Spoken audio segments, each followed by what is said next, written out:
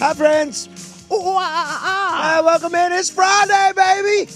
It's Friday, baby. I'm in a great mood today. How can you be in a great mood? I'm in a fantastic mood. Why not? It's Friday. Why can't I be in a good mood? You almost got fired off of somebody else's show. No. I didn't get fired on your day off.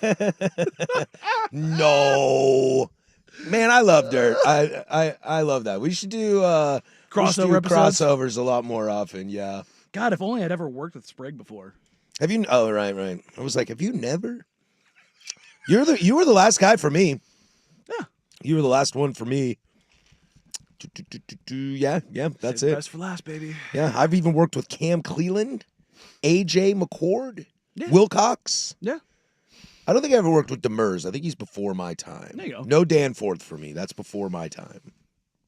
Hilariously, a reason I got into radio. He opened a door for me. Yeah? Mm-hmm. It's fun how that comes full circle. It's weird. It's also really weird to think about how long ago that was. Yeah, man. Things go by real quick. We were talking with Andy in the break about like your coaches and stuff, and how if Dan Lanning comes back next year to Oregon, he will be the longest tenured coach since Mike Bellotti.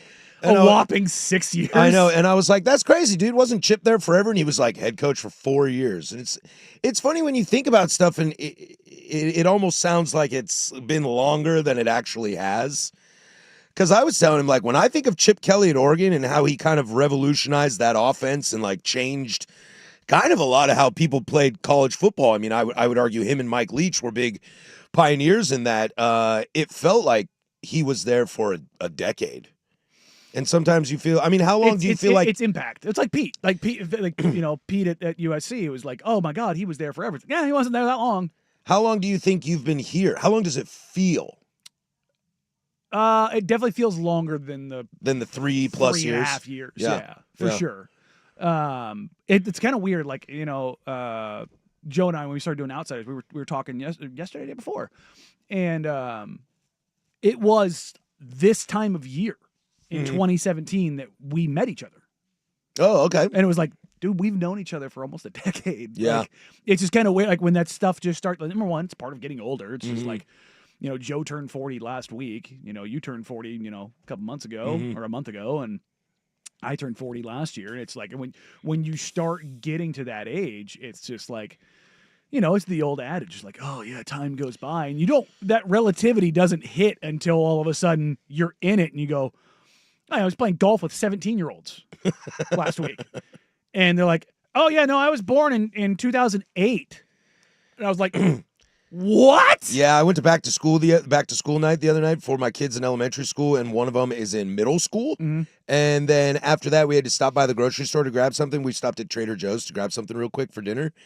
And I'm walking around, and I was like, man, I'm not used to seeing so many adults around here. You're like, whoa, dude, you just spent 2 hours around kids. Mm-hmm. That's not the Patrick Harris I know. Yeah. It's just. Yeah, you spent way more time around kids. I'm starting to like. I'm starting to forget things too. Oh God, yes. I'm starting to have like it's more impact feeling memories instead of actual like what actually transpired. Yeah, I can actually describe it to you in detail. Where you used to have the memory photograph of like, I remember exactly this. I was like, no, you don't, Grandpa. That's not what happened. Going camping and doing some rafting with some buddies that I've known, some of those guys I've known since I was in 7th grade. Yeah. And you start telling the same stories you've been telling all the time, and then you say something and someone turns to you and they're like, hey man, that's not how it went. And you're like, oh man. And you're not like trying to like up it or anything. No. You're just trying to tell a story and have a good time with everybody, and you're starting to realize that you're forgetting them. Or the other one is when you blend them. Yes. I've done that a couple times where I'm just like, same kind of thing, like a story from 20 years ago, and they're like, dude, that was 2 different nights. And I was like, was it? And my mom, bless her heart, she will love to tell me stories like I've never heard them, and I was there. Like when it happened. Oh, yeah. She'll be like, there was this one time we were doing this, this, and this. It was the craziest thing. She'll get done telling the story. I'm like, Mom, I know I was there. Like right next to you, actually. So maybe it's in my genes that's where that's going to come from. What do you got? I was saying your mom genes. My mom's family also has this notorious thing My great-grandfather was alive when I was a kid. And it was E.G. was his name. My grandmother, his wife was Julia. His daughter is Beverly. That's my grandma. And then her daughter is Kathy, which is my mom. And he would call Beverly, his daughter, Julia, which was his dead wife. And then Beverly started calling, how did this go? Basically, like skip generations. Sure. Like my grandma would call me Brian sometimes, which is my uncle's name, my mom's brother. My mom's starting to do that. And now I'm terrified that is the thing. That like, I'm going to, like my oldest, if I start calling her by her mother's name, then I know like it's time to lock me up, put me in the bin, and it's over. Well, you are creating like at least 3 of your own words a day. So, I mean. But I like to think that's a sign of intelligence. I'm sure you'd like to think that. Well, I'm going to gaslight myself into thinking that. I'm super smart. I go on the radio every day and I make up words because I'm smarter than you. Smart. SMRT. If I didn't make up words every day, Daniel, what would you be doing, huh? You would just be sad. I'd find something else. You'd find something else. There's no shortage of things. God, if Patrick didn't make up words, he'd just be perfect. That's true. That's true. That's his one and only flaw. That's true. I know. I make up words to make sure that you guys know that I am above. I'm superior. Yeah.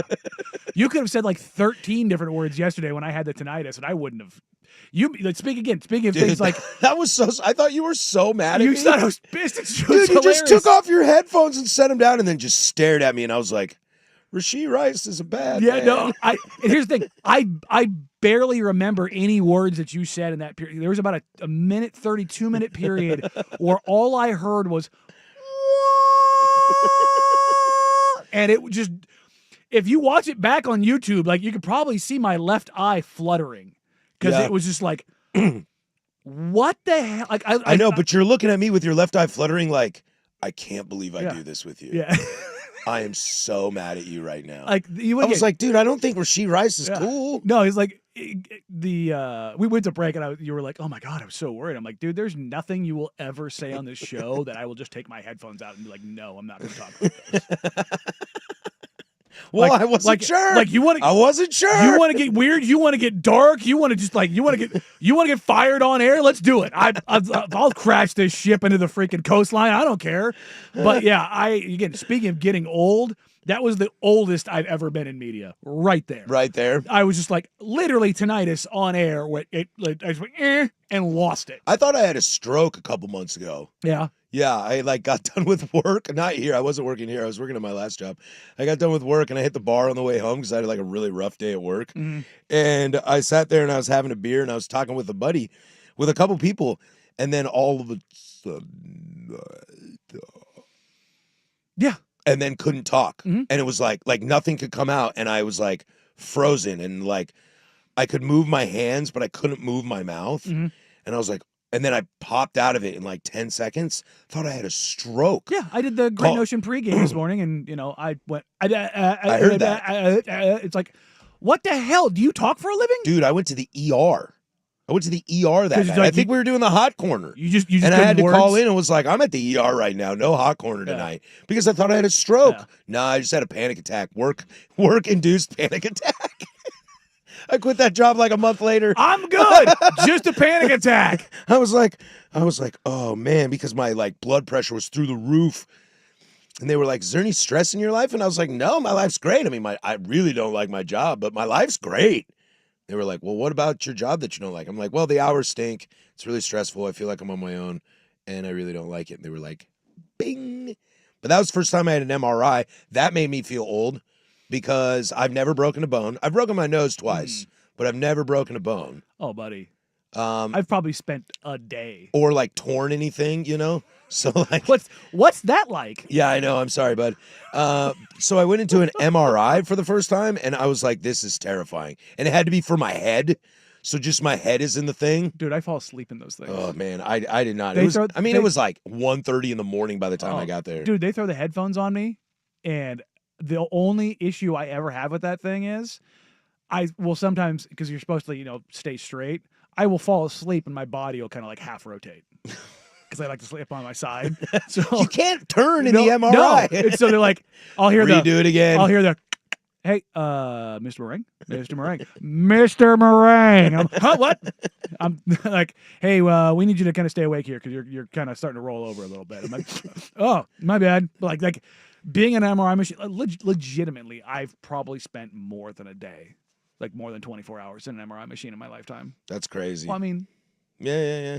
That many surgeries, Yeah. that many times, and the number of times I've had Plus one. your dome's all messed up. Oh yeah, good Lord. And not only that, I had them done where I didn't have like full tears.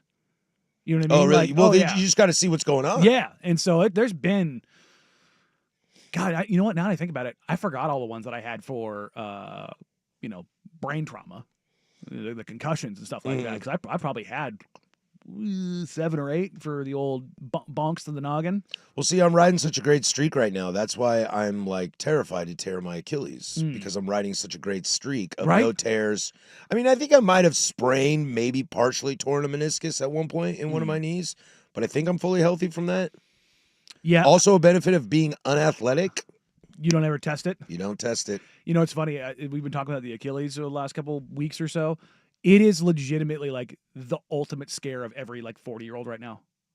Everywhere I've gone, golf, everybody, store. It's the number one topic, dude. If you watch sports, everyone's terrified of tearing their Achilles. Every 40-year-old dude right now is just like, nope. Yep. Nope. I like every impact sport if out there. 28-year-old Hallie is tearing an Achilles, 40-year-old Patrick is terrified. Yeah. No, it is hilarious the number of people that I have talked to that are like been like real hoopers. Yeah. They're watching this, these 40-year-olds out here that are playing contact football.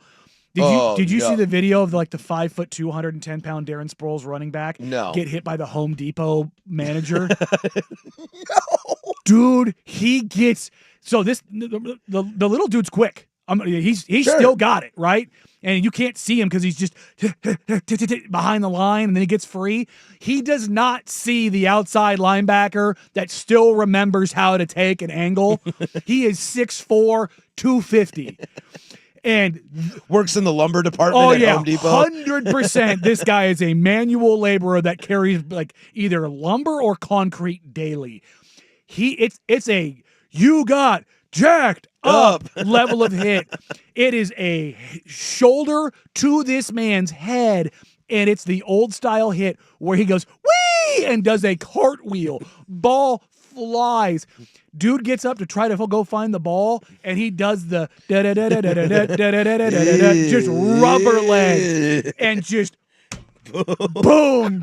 Then it cuts away, and it comes to the medical team with him on the field sitting on his butt with his head down in his chest like, who am I? Where am I? Who done it? And it's just like, yeah, dog, I want no part of that. Hard pass. Oakley dokley. Well, we do got a show for you today. Alex Brink will join the show at noon. We'll preview some Wazoo football. We'll do our little preview at 10:45 and then bring him on at noon to chat with that. A lot to get to. Web Gems. Petty is back. Petty is back, and everyone is here for pettiness. Plus, new information creates new opinions. We'll check in on the Lone Star State, on people making very stupid comments. But when we come back, should we give them respect for finally doing the right thing, or can we still troll them because it just matters more in the SEC?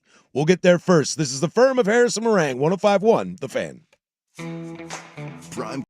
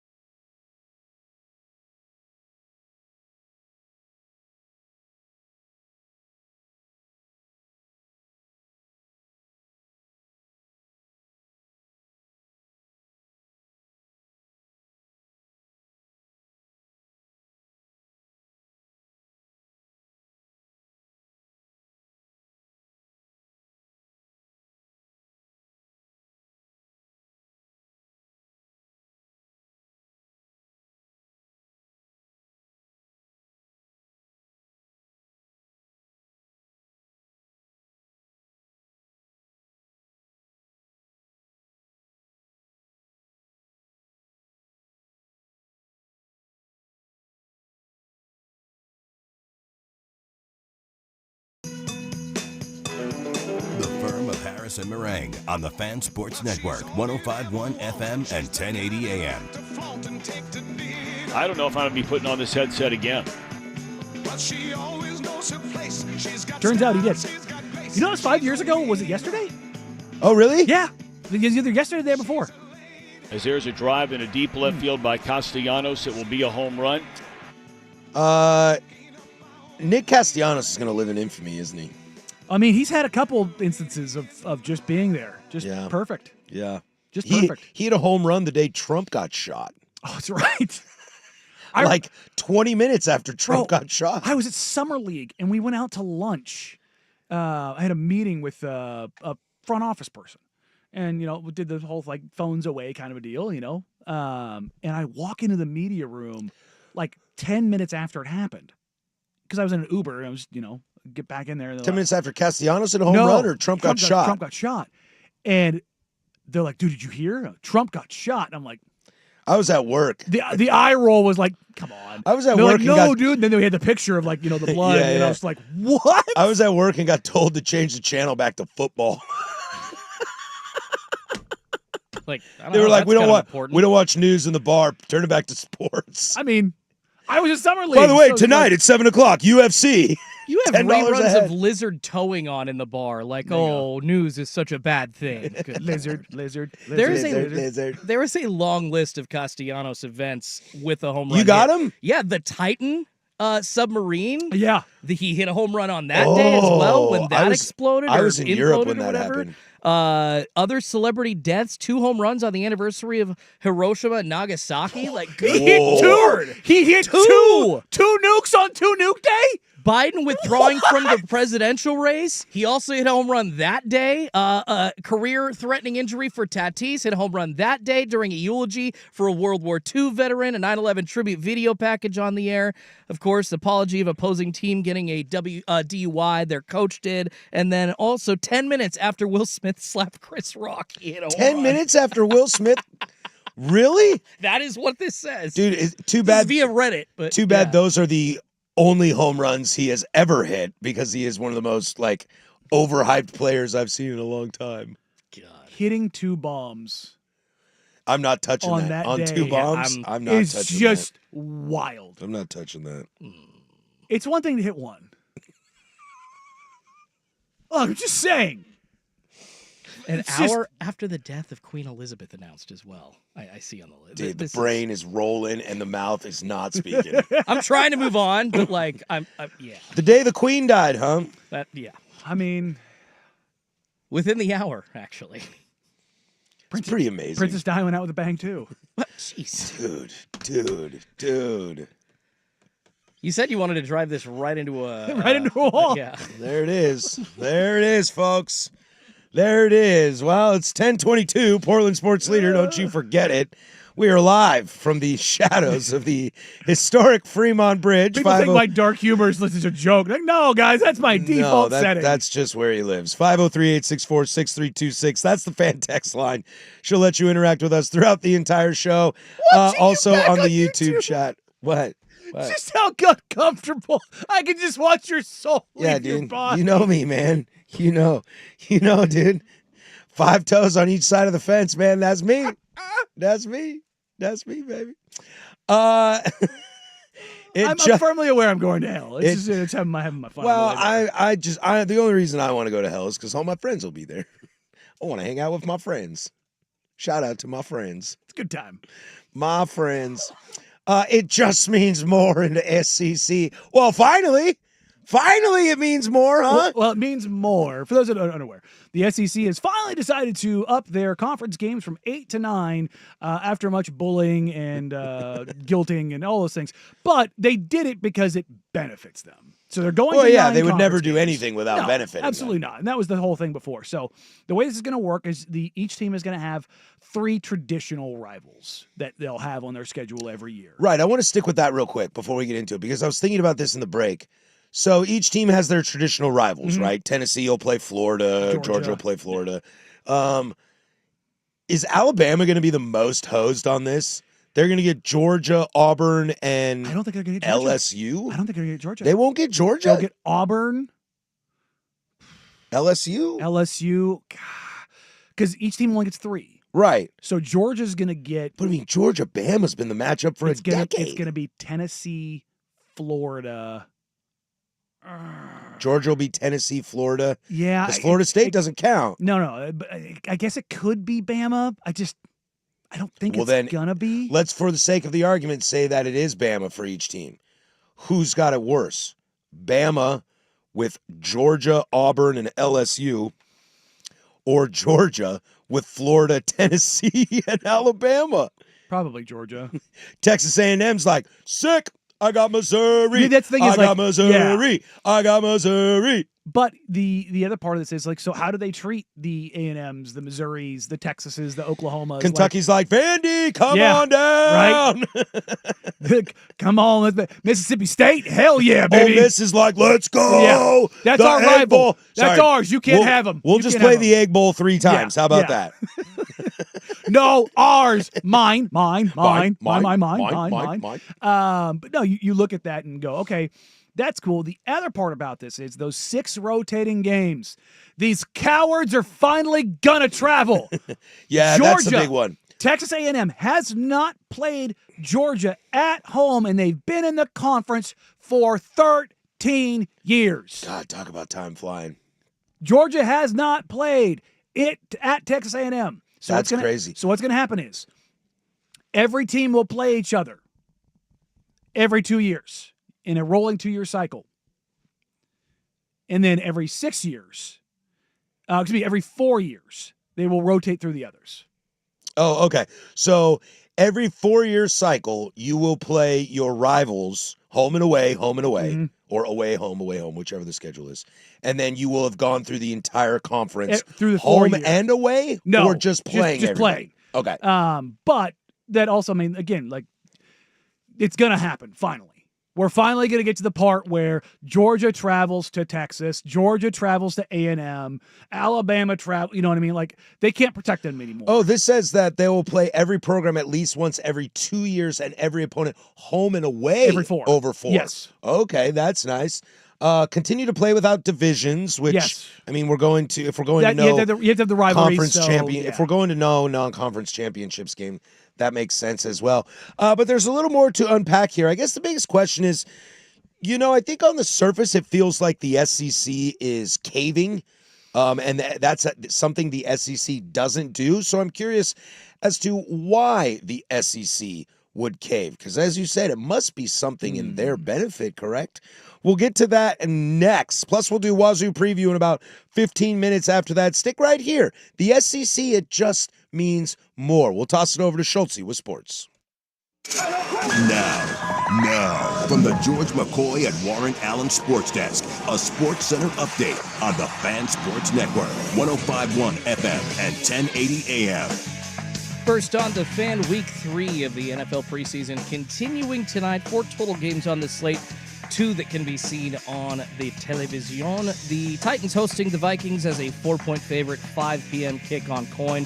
Also a 5 p.m. kick, the Cowboys hosting the Falcons.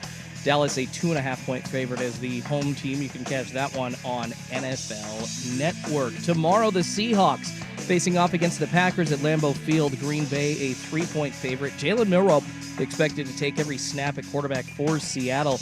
And pregame gets going right here on the Fan, following Sports Saturday for that at 11 a.m. Kickoff at 1 on NFL Network. Over to baseball, the Mariners back at T-Mobile Park tonight hosting the Athletics after a disastrous 2-7 East Coast road trip. Still just 2 games out of first place in the AL West, though, behind the Astros. 7:10 first pitch on Root Sports. In the second round of the Tour Championship in action right now over in Atlanta at East Lake Country Club. Cameron Young, Tommy Fleetwood, and Russell Henley all tied atop the leaderboard at 11 under. Young already off the course. Fleetwood through 16. Henley on the 13th right now. Robert McIntyre and Scotty Scheffler tied at 8 under for 4th place. More sports scores and stories in 30 minutes. I'm Schultze from the George McCoy and Warren Allen Sports Desk. Current missing work. Insurance companies acting like jerks. Don't call your mom. Call George McCoy at warrenallen.com. The home of prime time with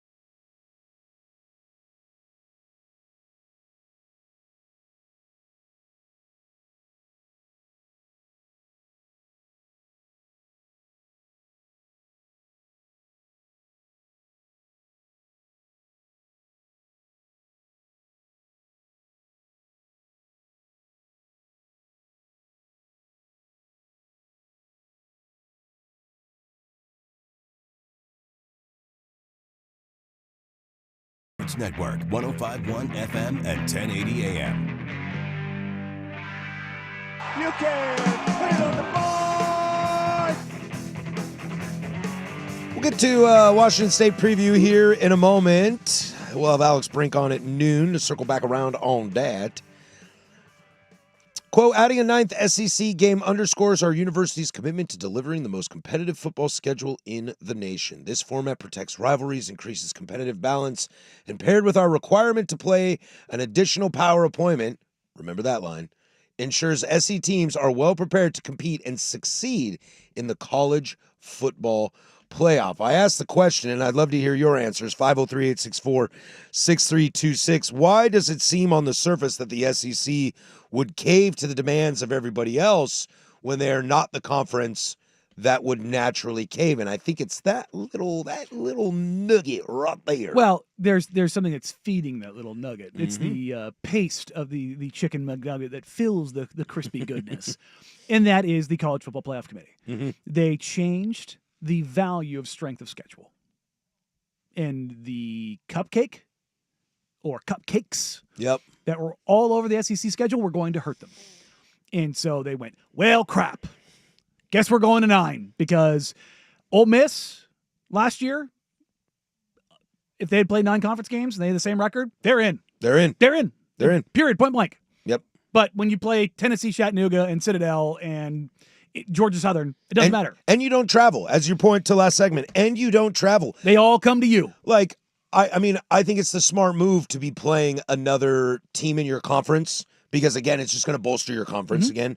But it also prevents you, like, look, Texas going to Ohio State is kind of like an outlier for what the SEC does. Well, I mean, LSU went to Vegas to take on USC last year. I know, but that's in Vegas. See, but I mean, that was a home. That was a home understood, game. But it's still technically it's not at the Coliseum. Fair. You see what I mean? You're right. If Oklahoma plays in Michigan or Texas plays in Ohio State, and I know some are true and some are not true. I'm just using them as an example. Texas and Oklahoma still don't really have their footing in the SEC. You know, it's kind of like Oregon, UW, SC, and UCLA. Even though Oregon won the conference last year, there's still some kind of figuring out. You know, there's still, when you join the Big Ten, there's still something about going to Ann Arbor, going to the Horseshoe, having a whiteout, jump around in Wisconsin, et cetera, et cetera. The SEC has notoriously refused to travel to other Group of 5 or Power 5, now Power 4 teams. Texas and Oklahoma, they're still getting their feet wet, so they can send Texas to Michigan. They can send Texas to. They're also the redheaded stepchild of the conference. Exactly. Like, we don't know. You have to pay your fees here. It's like meanwhile you're looking at Vandy and you're looking at Mississippi State. You're looking like, no, we don't. We have the Longhorn Network. We don't need to pay crap. Right. But like, for example, you know, we'll talk Washington State. They're going to go to Oxford, Mississippi, and play Ole Miss. Now, the current situation that Wazoo is in is a little different, but if you rewind this to Pac-12 days, there is no way Ole Miss is going to Pullman, Washington. No, God, no. Because the SEC will not do that. You want to come to us? Sure. Above the Mason-Dixon line? Yeah. Hell no. Oh, LSU's going to play Oregon? Yeah, we'll do that at AT&T in Dallas, you know, but there's no way we're going to Autzen. I'll use Ole Miss as the example last year because I think it fits this perfectly. Right, their 2 losses last year. They had the what the hell happened game against Kentucky, which Kentucky is good for one of those a year, and then they had the overtime loss to LSU. That was at LSU, so the one home game they lost was to Kentucky, in that where they just Ole Miss could not score. It was 20-17. They're 4. They were up most of that game though. They're 4 non-conference games to start the season. 3 of them are at home. 1 of them was away to Wake Forest. That's their ACC game, right? They allowed, in those 4 games, 22 total points. They played Furman, Middle Tennessee, Wake Forest, and Georgia Southern. Do you know where Furman is? Furman's in the Northeast, right? No clue. I was asking you. No, I shouldn't say Northeast. They're like above the Mason-Dixon line, I think.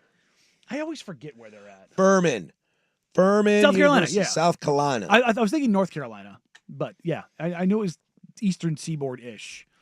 I did not know it was Greenville though. But that's what I want. That's what I need to see from this more. Okay, good. Congratulations. You're now at the same table as the rest of us. You know, I know the ACC came out and said that they're cool with just playing 8 conference games, but they got a lot more to worry about than 9 conference games. They also have Notre Dame in their mix of stuff but they, too. they've got a lot more to worry about than how many conference games they play. And nobody's looking at them like, oh yeah, no, it's your strength of schedule that's really holding you back. Yeah, so, no, yeah. Your conference sucks. But I mean, it has to change that, because right now, okay, cool, you've got to the level playing field. Should I give you a round of applause that you finally decided to do what the rest of us do, quote unquote? You know, so this is a good day. It's a great day for college football. I think it's a really good day for the SEC. I'm a little surprised they did it, because I thought they might still posture and say we might only play 8 conference games, but those conference games are bigger than anything else. And sometimes they are. I mean, you know, I was listening to our favorite morning show this morning, and Andy was talking about that, how like, look, you know, a Nebraska or an Illinois or an Indiana, hell, a UW, a USC could come out of the depths and make a real run at this year. Mm-hmm. But it seems kind of like a 3-team race. Sure. The SEC seems a little more open. So if you say the top in the Big Ten are 3 teams right now, the SEC, I would say, is maybe closer to 4 or 5. I'd say 6, but maybe 6. So I was thinking that they could say, look, well, the Big Ten, they're only 3 deep at the top. We're 60 at the top. I thought that would be the thing that they sat on and peacocked their way through. Well, that was the thing, is that the change in the playoff strength of schedule measurement. That's what the impetus was. And here's the other thing about this that I think that matters. It makes the regular season matter more, which I am all for. I don't want to get to the point where we've gotten here with the NBA, where the regular season is devalued. Mm-hmm. And college football could very easily head down that line. The whole 24-2018 playoff, all that was the red herring of crap. That was to get us to talk about the Big Ten on this show, which they succeeded. Succeeded. Wasn't even just that. It was, hey, you know what? That 2018 one sucks, but you know what doesn't suck? That 16-team one. Right. It was like, when you've got an idea that's good, but you package it up really crappily, which is what the Big Ten did. They presented it in a really clunky, awkward way. The AQ, like they start with the AQ model, and they're like, yeah, okay, well, like even the SEC, you know, you had Drinkovitz and you had Lane Kiffin being like, you know what, actually, that does kind of jive with us. We're kind of we're cool with that. We're picking up what they're putting down, but then they were like, well, this, that, and the other, and they kind of got away from the messaging, and it got mixed messages from, you know, the commissioner and the other teams. I was like, it just got clunky. And then they very clearly hired a PR firm. Mm-hmm. Be like, hey, we really want to sell this 16-team thing. What do we do to really sell this 16-team one? Like, well, you give them a worse idea. Mm-hmm. You give a really crappy idea that makes your idea look so much better in hindsight. And you go, God, that 2018, that thing sucks. That thing sucks and blows at the same time. But if I got to expand, I guess I'll take 16. Yep. And exactly. you make that sound better by giving them something worse. You know what I will say, though? Until the SuperCon, this might be opening a can of worms here. I don't know that we're like almost up against it, but I don't want conference championship games to go away until there's a super conference. As long as there's a conference, I still want conference championships. Yeah, I'm okay with that. You know? Yeah. But there's talk of like that going away, and with the automatic qualifiers, it would just be, you know, the team with the best record is the winner. But since you have 4 automatic qualifiers, if 2 teams are tied, they are co-champions, and then we'll just put them in. I don't know. I like that game. I like that extra game. If you came out and said, you know, because there's 4 automatic qualifiers, if you make the Big Ten championship game, if you make the SEC championship game, you are guaranteed in with no divisions, I got no problem with that. Then you're just getting seeding. Yeah. Then it's like winner gets a bye. You know, that's like Ravens playing Chiefs in week 18, and the winner of this has home field and a bye. Like, I'm cool with that. Yeah, for sure. But I want that game to still happen. But then, yes. And I worry the SEC is now going to fight to not let that game happen, because they're like, look, we came to 9 like everybody else. Why would you play an extra championship game? That's dumb. And then kind of get what they want in a backdoor way. Yeah, it's very dumb. That's ultimately what we get. It just matters more down here. Well, the thing is, and the SEC does it better than anybody. They protect themselves better than anyone. It's the truth. We can sit here and bring up logic after logic after logic after logic. And they're going to say, we don't care. And they do whatever they want. Mm-hmm. And they get away with it.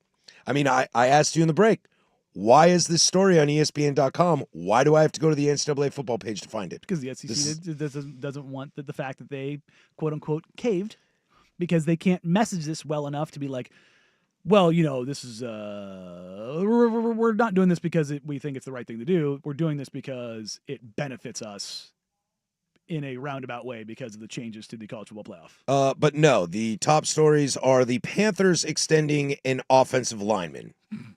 A team that no one cares about. And trading Commanders trading Brian for the Robinson. 49ers to have backup to Christian McCaffrey. I almost said Ed McCaffrey.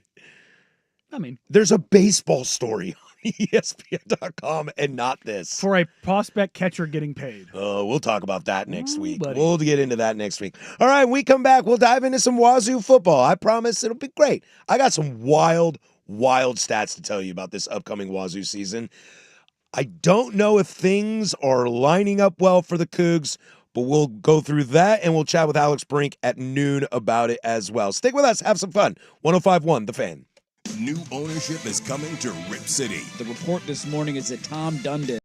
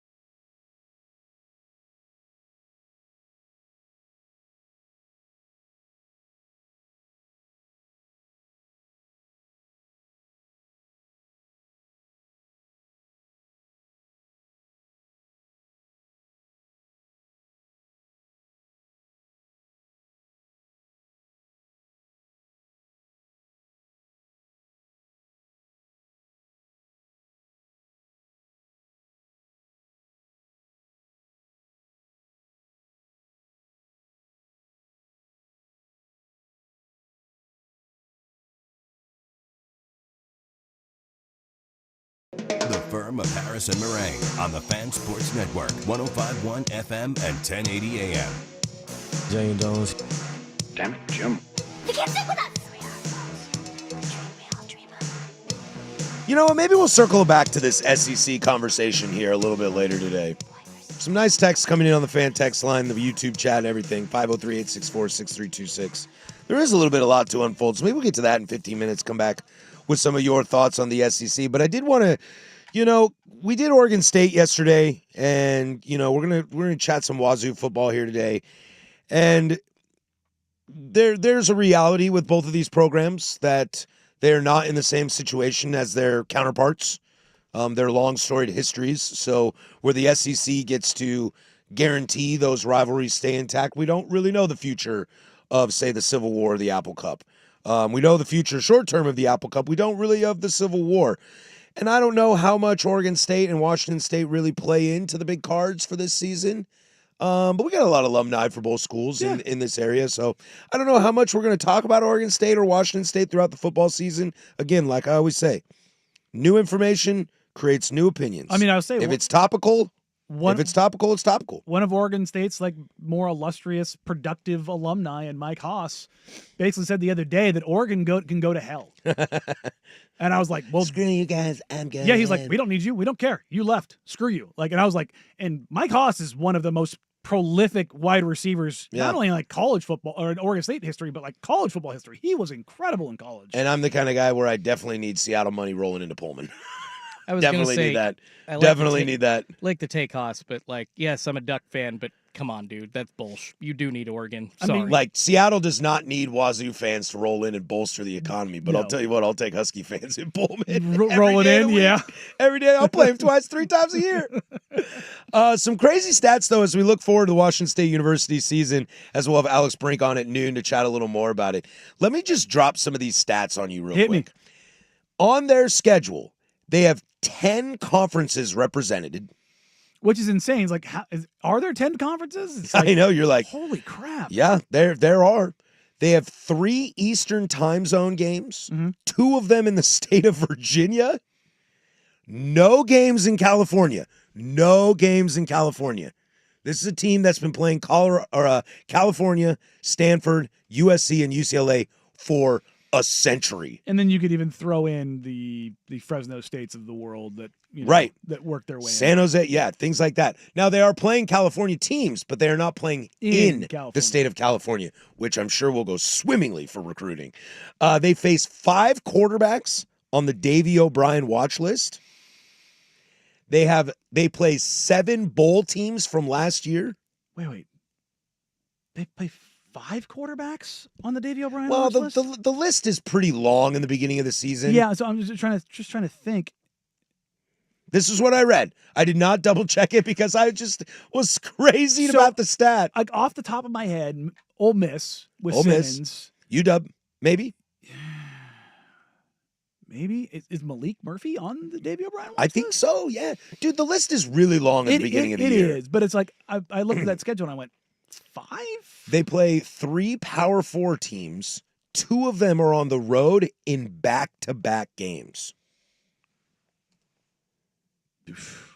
Yeah, dude. Okay, so there's 36 players. Yeah, exactly. Named to the Davey O'Brien watch list, so a little bit less. Because heaven forbid somebody wins the Davey O'Brien Award and wasn't on the watch list. Okay, so JMU's quarterback, that was the one I was wondering. James Madison. Yeah, they have one on there, so I was like, okay, that.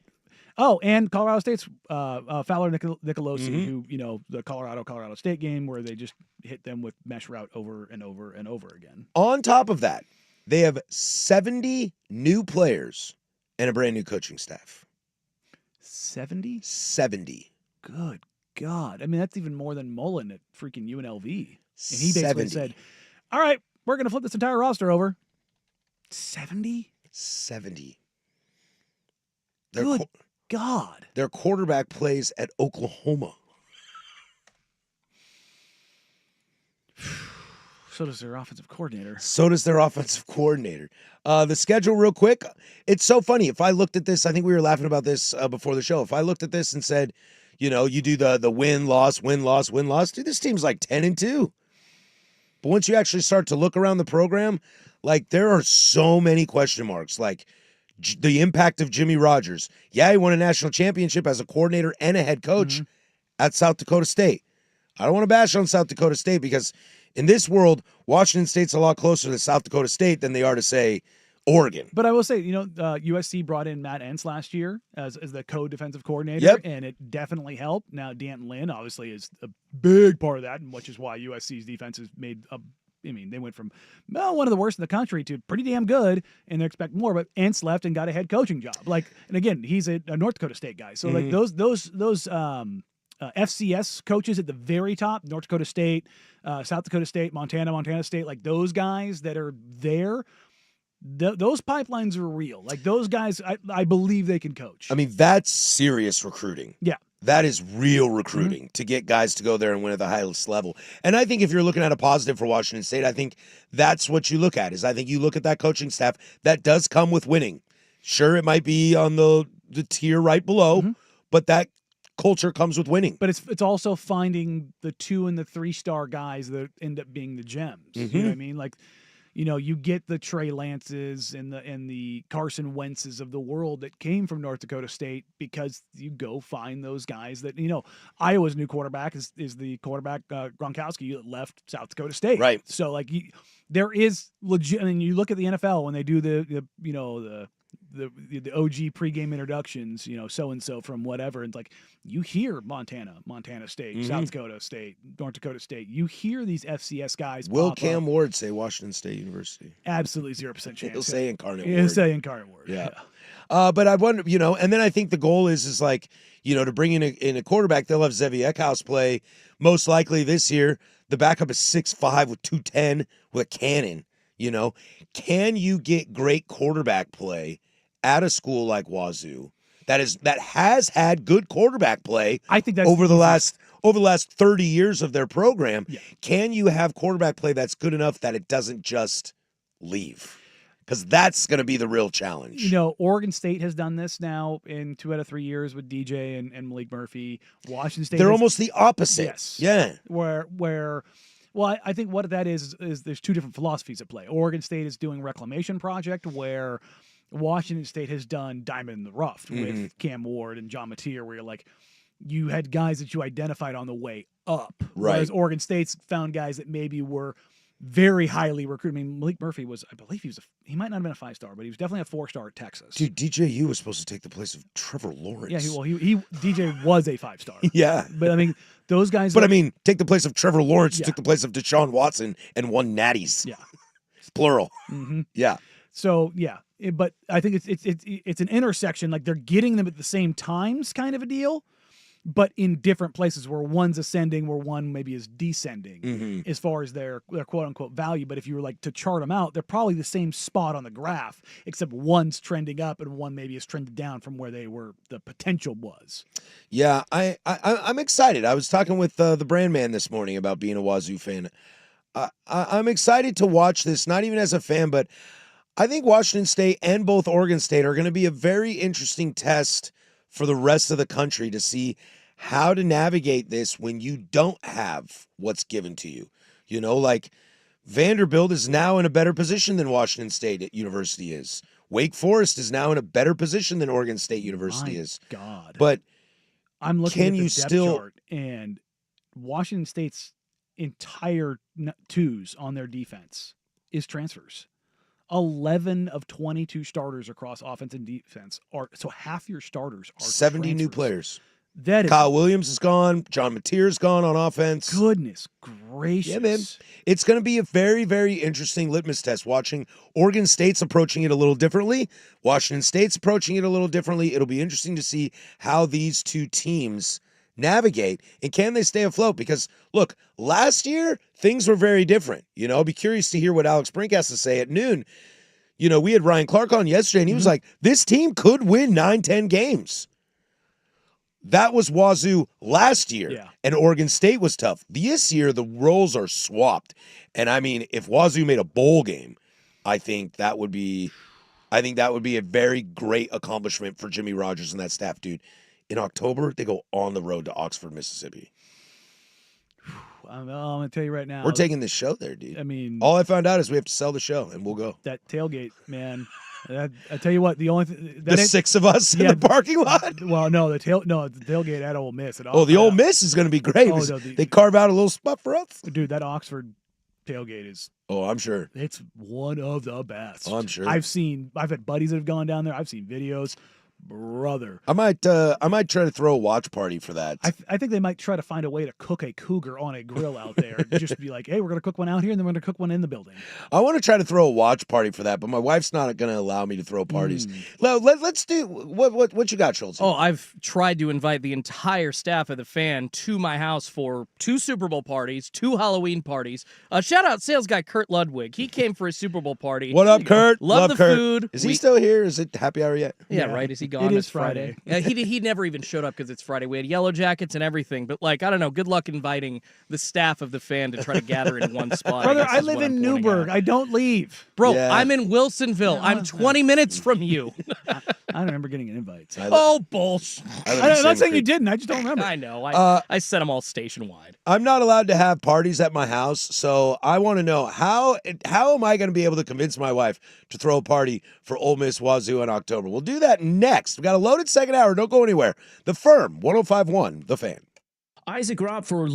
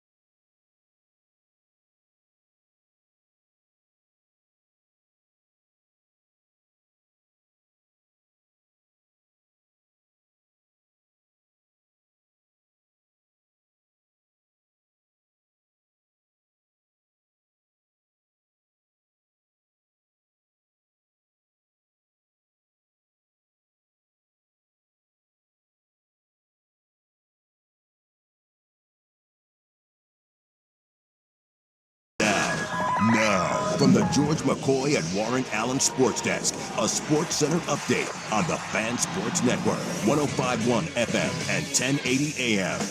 First on the Fan, Week 3 of the NFL preseason continuing tonight. 4 total games on the slate. 2, though, can be seen on TV. First, the Titans hosting the Vikings as a 4-point favorite. That's a 5 p.m. kick on Coin. Also a 5 p.m. kick decide which one you want to watch. The Cowboys hosting the Falcons as a 2.5-point favorite. That one's on NFL Network. Tomorrow, your Seahawks facing off against the Packers at Lambeau Field. Green Bay a 3-point favorite. Jalen Milroe expected to take every snap under center. Pregame getting going right here on the Fan. Following Sports Saturday at 11. Kickoff at 1 p.m. on NFL Network. One trade going down in the league this morning. The Washington Commanders sending running back Brian Robinson to the 49ers for a 6th-rounder. And over to baseball, the Mariners back at T-Mobile Park hosting the Athletics tonight after a disastrous 2-7 road trip. Still just 2 games behind the Astros for first in the AL West. Luis Morales v. Brian Wu on the bump. First pitch is 7:10 on Root Sports. More sports scores and stories in 30 minutes. I'm Schulte from the George McCoy at Warren Allen Sports Desk. Hurt, missing work? Insurance companies acting like jerks? Don't call your mom. Call George McCoy at warrenallen.com. Sports Saturday with Joe Fisher and Rashad Taylor. Saturday mornings at 9 on the Fan Sports Network. 105.1 FM and 1080 AM. The firm of Harris and Marang. Not ambulance chasing, but plenty of rides in one. From the hips down, man, it's a disaster. The firm.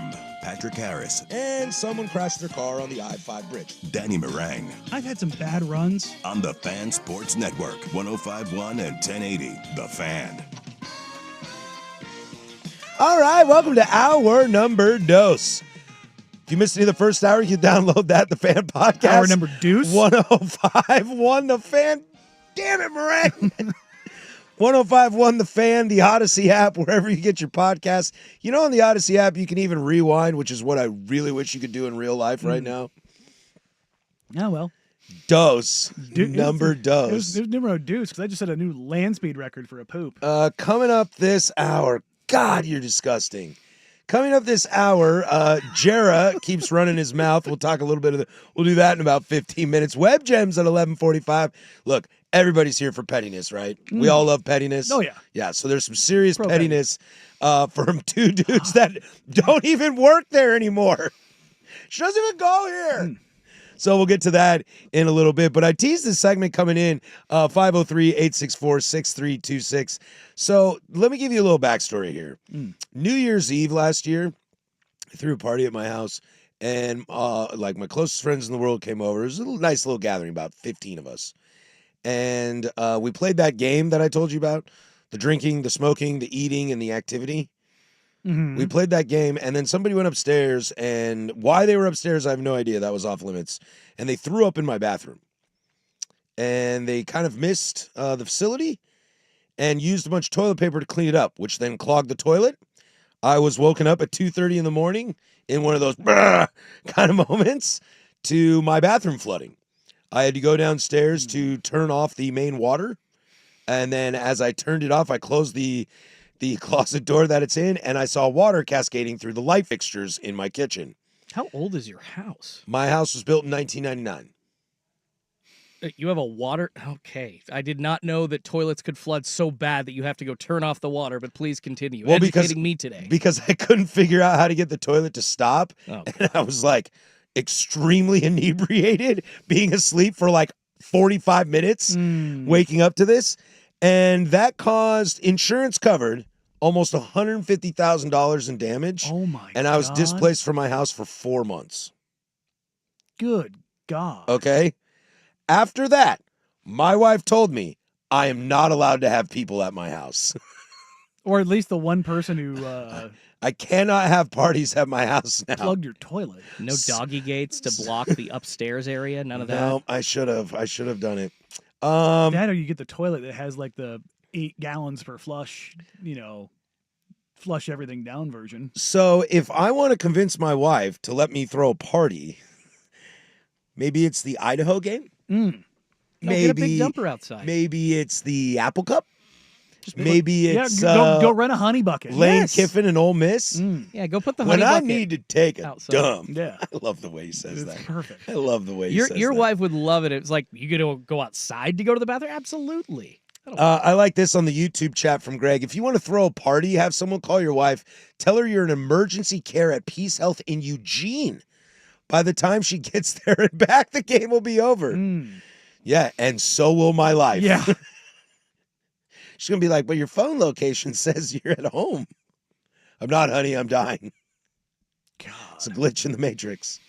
Yeah. So see, that's why we're trying to really figure out. I would like to host. Do the Ole I Miss would like to one. host friends over for a game. This isn't a Wazoo thing. It's just I'd like to host friends over for a game. How do I convince her to do it? What you do is you do a cross-branded thing. You tell her to invite the girlfriends over. And we're old. It's the wives. Well, I'm talking her girlfriends. Oh, okay. All right. And they she invites her girlfriends over, and they have like an Ole Miss party, and they do a little Southern Belle dress up, kind of an Oxford thing. Oh, and we could be the farm boys. Well, no, from Eastern Washington. Well, I mean, yeah, you could do that, or you go full Oxford and you dress like every frat bro at Ole Miss. With tucked in polos and is that the frat bro? Is that the look at Ole Miss? Oh yeah, it's the whitest of the whites. It's polos tucked in. They with call belts. that sophistication. Yeah, with the dock shoes. Oh yeah, the boat shoes. Oh yeah, dude, I got a pair of boat shoes. I don't like wearing polos though.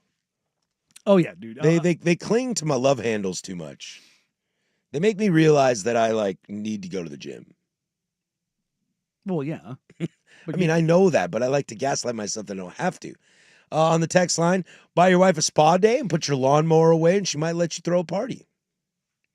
Just like the lawnmower is not put away. Yeah. Is that something that everybody's got? Do we all get done mowing the lawn and not put it away? You're just and I'm done with that. Thank you. I'm over it. My dad would have killed me. That's just kind of trained into me to just put it back in the shed. Yeah. You need security in an outdoor bathroom. You're going to need to spend some money. $150K. Thank God insurance covered that, but this is significant investment, my friend, into making sure this doesn't happen again. You tailgate it. That's what you do. You do an Ole Miss style tailgate, and you do some Southern drinks. I could do it. She told me I could have people in the backyard. It's what you put up a projector, dude. Do the cornhole. Set up the barbecue. Just do a real Southern Ole Miss style tailgate, but do it Wazoo style. The game's at 9:45 a.m. Rainier it up, buddy. Bloody Marys as you enter the back I did gate. not notice that. Next week's at Virginia, 3:30 p.m. Yeah, Could do the Oregon State game on November 29th. Well, that's after Thanksgiving. Nobody likes doing that. Yeah, you get into the holiday period, and adding something else to that, not good. I like that I can have people outside, but they can't come inside. Mm. She would probably tell me I'd have to go order a Porta John. Yeah, do it. I'd have to get a honey bucket. That'd be expensive. I bet you we know somebody here. Yeah, we could hook you up. Do we got connections? I bet you somebody knows somebody. A big dumper could be dropped off on your lawn. I bet you somebody here knows somebody. I would like to pull that, please. Yeah.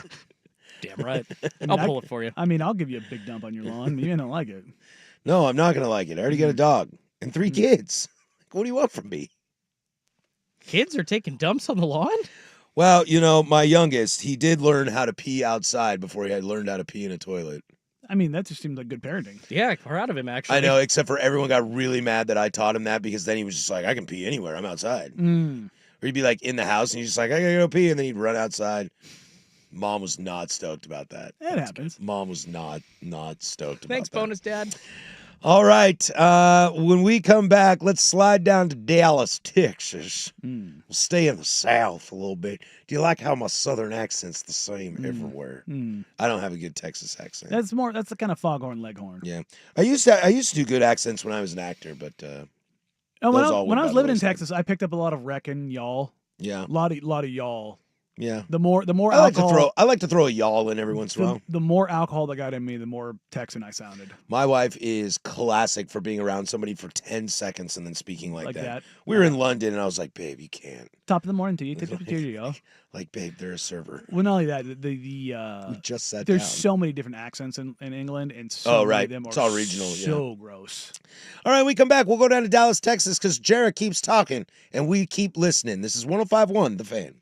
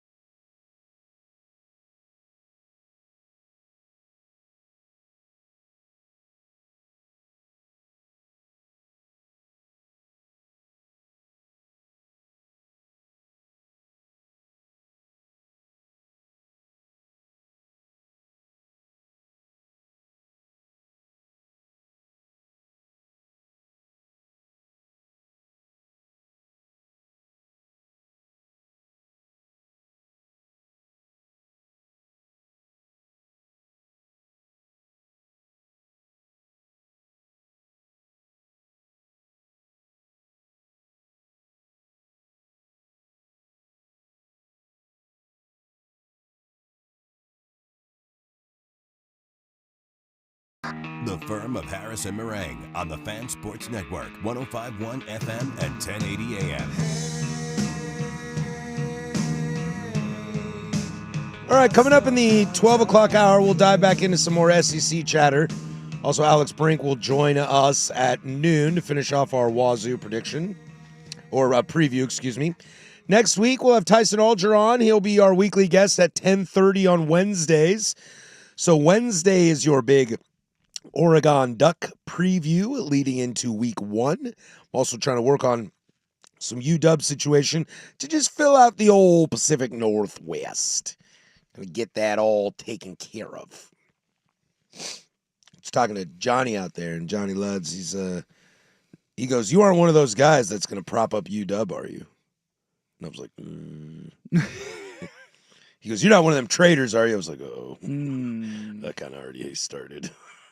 I don't know why, dude.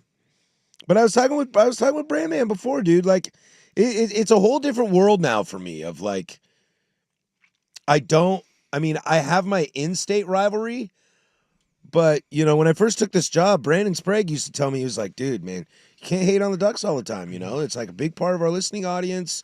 They're a sponsor for us. You got to kind of like get on board." And I was like, well, the thing is like, since we've been doing this and where I go now, like, I don't have skin in the game anymore. I just watch Power 4 conference games and watch and tell you what I see. It's kind of like the NFL with me now. Like, I don't have an NFL team. I don't need one. I'm perfectly fine just watching games. That's something we need to fix. We need to fix that this year. Why? We're gonna find you an NFL team. Just like we found Jeff Russ the Jaguars. We're gonna find you a team. Boy, I'm real stoked. If that's the litmus test, I'm really stoked to find out. Dusty was a crappy Patriots fan. I was a Raiders fan. But you guys have been fans of those for a long time. Doesn't mean you can't pick it. You don't have a team, so you can pick one up. It's not like Swag being a traitor and giving up on his Cowboys 40 years later. I used to be a Charger fan. Go back to the Chargers. No, I don't want to root for an LA team. I don't like LA. I'm from the Northwest. Well, okay, it's fine. We'll find something for you. Yeah, I don't know. Yeah, you're a Guardians fan. Yeah, I picked them when I was 10 years old. Okay, we'll do the same thing. But I'm not 10 years old. We'll find a player you really like. We'll Jason Tatum. Well, football. Oh. I can't be a Celtics fan? No. Why not? Jason Tatum sucks. I love Jason Tatum. God. He does not suck. No, he's really good. He's just not fun to watch. I disagree. I like the way he plays. So we'll find you somebody who's really good that nobody likes. I wonder who that could be. Who is that in the NFL right now? Somebody that is really fun to watch. It's not really fun to watch. Oh, that's like really efficient but not fun to watch? Oh, man. Does it have to be a quarterback? It can be anybody. Like for me right now as a Raiders fan, Geno's fine, but I'm an Ashton Genty and Brock Bowers. I am dialed in on. But Geno is fine. It's got to be somebody that's really good, but like super boring. Yeah.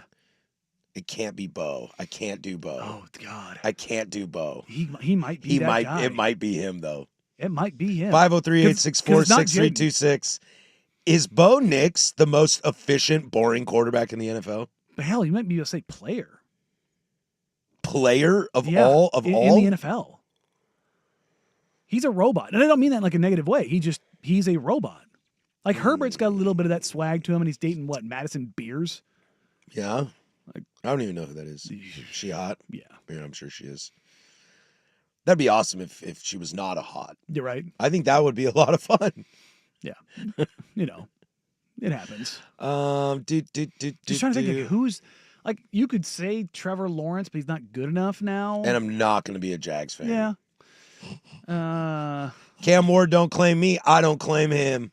So it's not going to be Tennessee. Yeah, that would be a fun one. What, Titans? Yeah. Oh, brutal, dude. They're good. Start from the beginning? Yeah. I'll tell you what. When I was a kid, my dad was a half and half. He became more of a Seahawk fan later on in his life before he passed, but he, for some reason, was a Saints fan. Oof. I'll tell you what. If the Saints get Arch Manning, I will be a Saints fan. That's too much swag, though. Is that too much swag? Yeah, Arch has got some swag to him. Dude, I want Manning to be on the back of a jersey in either New York, Indianapolis, or New Orleans. See, I'm the complete opposite. I want it to be literally anywhere else. Why? Just, you don't like that stuff? See, that's the romantic in me. I love that kind of stuff. I'm about it in the sense of but with those guys in particular, they're very individual legacies.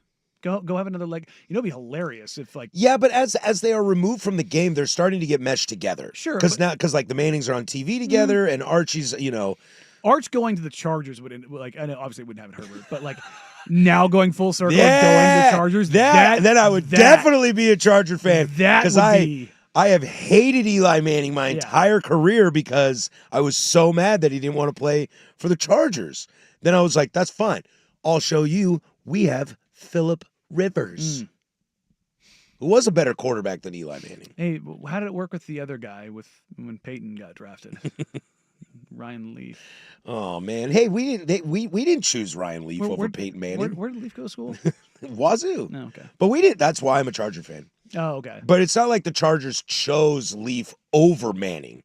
The Chargers sat in a situation that was like, we don't care, whichever one you take, we'll take the other one. We're cool. You see, Nick, and all the pressure, be a Jets fan because of Travis Hunter. All the pressure was on Indianapolis because they were like, do we take Peyton Manning? Do we take Ryan Leaf? Like they didn't know what they were going to do. It's the anti-Greg Oden, Kevin Durant. It's the anti. For the record, I still would have taken Greg Oden. I mean, everybody would have. You needed a big. Was it after he was drafted, Leaf went right to Vegas instead of going to training camp? Like, I can't remember if that was before or after, but I'm pretty sure Indy actually did due diligence and made the decision like, nah, Leaf's character is probably not what we want. YouTube chat wants me to be a Bucks fan. I mean, I feel like that's a shot at me, though. Hey, dude, Baker, come on. No, Bake rules. Also, like Mike Evans is one of my favorite players in the league. Yeah, Baker does kind of rule now. Yeah. I also like this. You don't need an NFL team. Just be a fan of the game, and it saves you money because you don't have to spend $300 for the NFL package. I do root for wherever Gardner Minshew is. I'm into that. Is he on a roster right now? Yeah, I believe he's in Kansas City. Is that where he's at? Minshew? I believe so. Hey. That's it. Yeah, I think so. Yep. Okay. Sure is. It's gonna win a Super Bowl. Yeah, don't be a Chiefs fan. It's gonna be a Super Bowl. That's a character flaw. No, I wouldn't be that. On the fan text line, 503-864-6326. I'm a Texas fan. You're more than welcome to hop on our bandwagon. CJ Stroud is fun sometimes. CJ Stroud I like fun. this sometimes. Yeah, CJ Stroud's fun. I do like CJ Stroud. Tank Dell's leg exploded. I do like CJ Stroud, and usually I'm very, very harsh on Ohio State. Oh yeah, no, he's the exception. Yep, Certainly. I do like that. Packers are nice. Jordan Love is great. Young team getting better all the time. Yeah. Packer fans, buckle up when we really start previewing the NFL. You're going to like what I have to say about the Packers. I do like Jordan Love a lot. See, there you go. I watched him in college and was a little, I don't know about this, but I mean, I watched Aaron Rodgers at Cal too, and I was like, I don't know about this. Turned out pretty good. He turned out pretty good. I would have taken Alex Smith. However, I would have not let Aaron Rodgers fall to 22 or 24, whatever it was. Yeah, I don't know, man. We'll find you a team. I kind of like watching. That's what's great about, like, my baseball team. Look at you, 5 toes down. 5 toes down each side of the fence, dude. Just here to watch, man. No, I think what it is. I want some skin in the game. I think what it is there's like a brick wall around it, and it's like all you guys are partying in your little cliques of all your teams, and I'm just like Humpty Dumpty on the wall watching you guys. Yeah, see, you got to put some skin in the game, man. What if I don't want to? Well, what if I have my own 6-pack and nobody's going to touch my beer? Because no one would be surprised by that. Put some skin in the game. Have some pain. You can't have joy without the pain. Yeah, I'll tell you what. I probably would never become a Seahawk fan. Yeah, I mean, I'm from areas that generally rival Seattle. Sure. Like when you're born in Spokane, like you don't love Seattle. Sure. Because it's like, the politics are different, and like they get everything they want, not caring about those guys over there. Plus, it's 3.5 hours away. 4 hours away. When you live in Vancouver, you're in the Portland bubble where it's like F you, Seattle. So I don't think Seahawks are a choice. No, we'll find you a team. And I don't think you can jump on Chiefs. No, God no. No. I got a bunch of good buddies that love Buffalo. Buffalo's a good one. Yeah. Again, like even in the AFC, and I don't typically root for other AFC teams, but I want to see the Bills win one. I really do. What if I just took Cleveland for everything? I mean, that's a sad sports existence.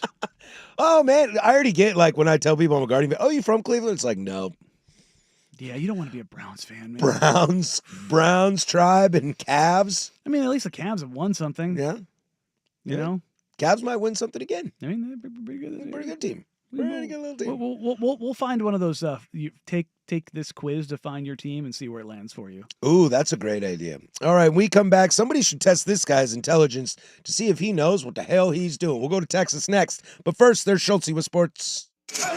Now, from the George McCoy and Warren Allen Sports Desk, a Sports Center update on the Fan Sports Network, 105.1 FM and 1080 AM.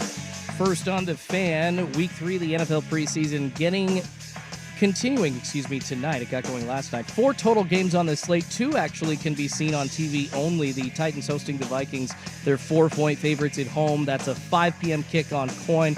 Also a 5 p.m. kick, Dallas hosting the Atlanta Falcons. The Cowboys a 2.5-point favorite. You can catch that one over on NFL Network. Tomorrow, the Seattle Seahawks in action facing off against the Packers to wrap up the preseason at Lambeau Field. Green Bay a 3-point favorite. Jalen Milroe expected to take every snap at quarterback. Pregame getting going right here on the Fan following Sports Saturday at 11 a.m. Kickoff at 1 p.m. on NFL Network. A trade going down earlier in the morning in the NFL. The Commanders sending running back Brian Robinson to the 49ers for a 2026 6th-round pick. And on to golf, the second round of the Tour Championship in action right now in Atlanta over at East Lake Country Club. Been a pretty busy day on top of the leaderboard. A lot of movement. Tommy Fleetwood now in first by himself. 13 under off the course. 7 under for his second round. Russell Henley, he's at 12 under in second place, almost finished up for the day, just a 3 under for him today. Cameron Young at 11 under in third place. He had a nice day at 8 under. Looking at Scotty Scheffler, he's dropped down the leaderboard a bit, tied for 6th place now at 7 under with Rory McIlroy, Akshay Bhatia, Shane Lowry, and others. More sports scores and stories in 30 minutes. I'm Schultze from the George McCoy and Warren Allen Sports Desk. Hurt and missing work, insurance companies acting like jerks. Don't call your mom. Call George McCoy at warrenallen.com. The home of the firm of Harris and Marang. Weekdays 10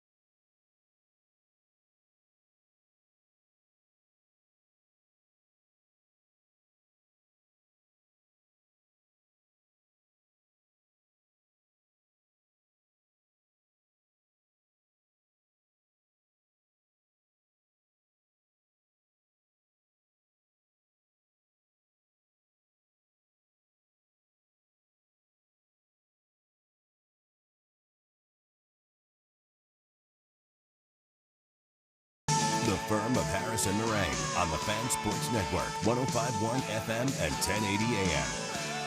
Getting higgy with it.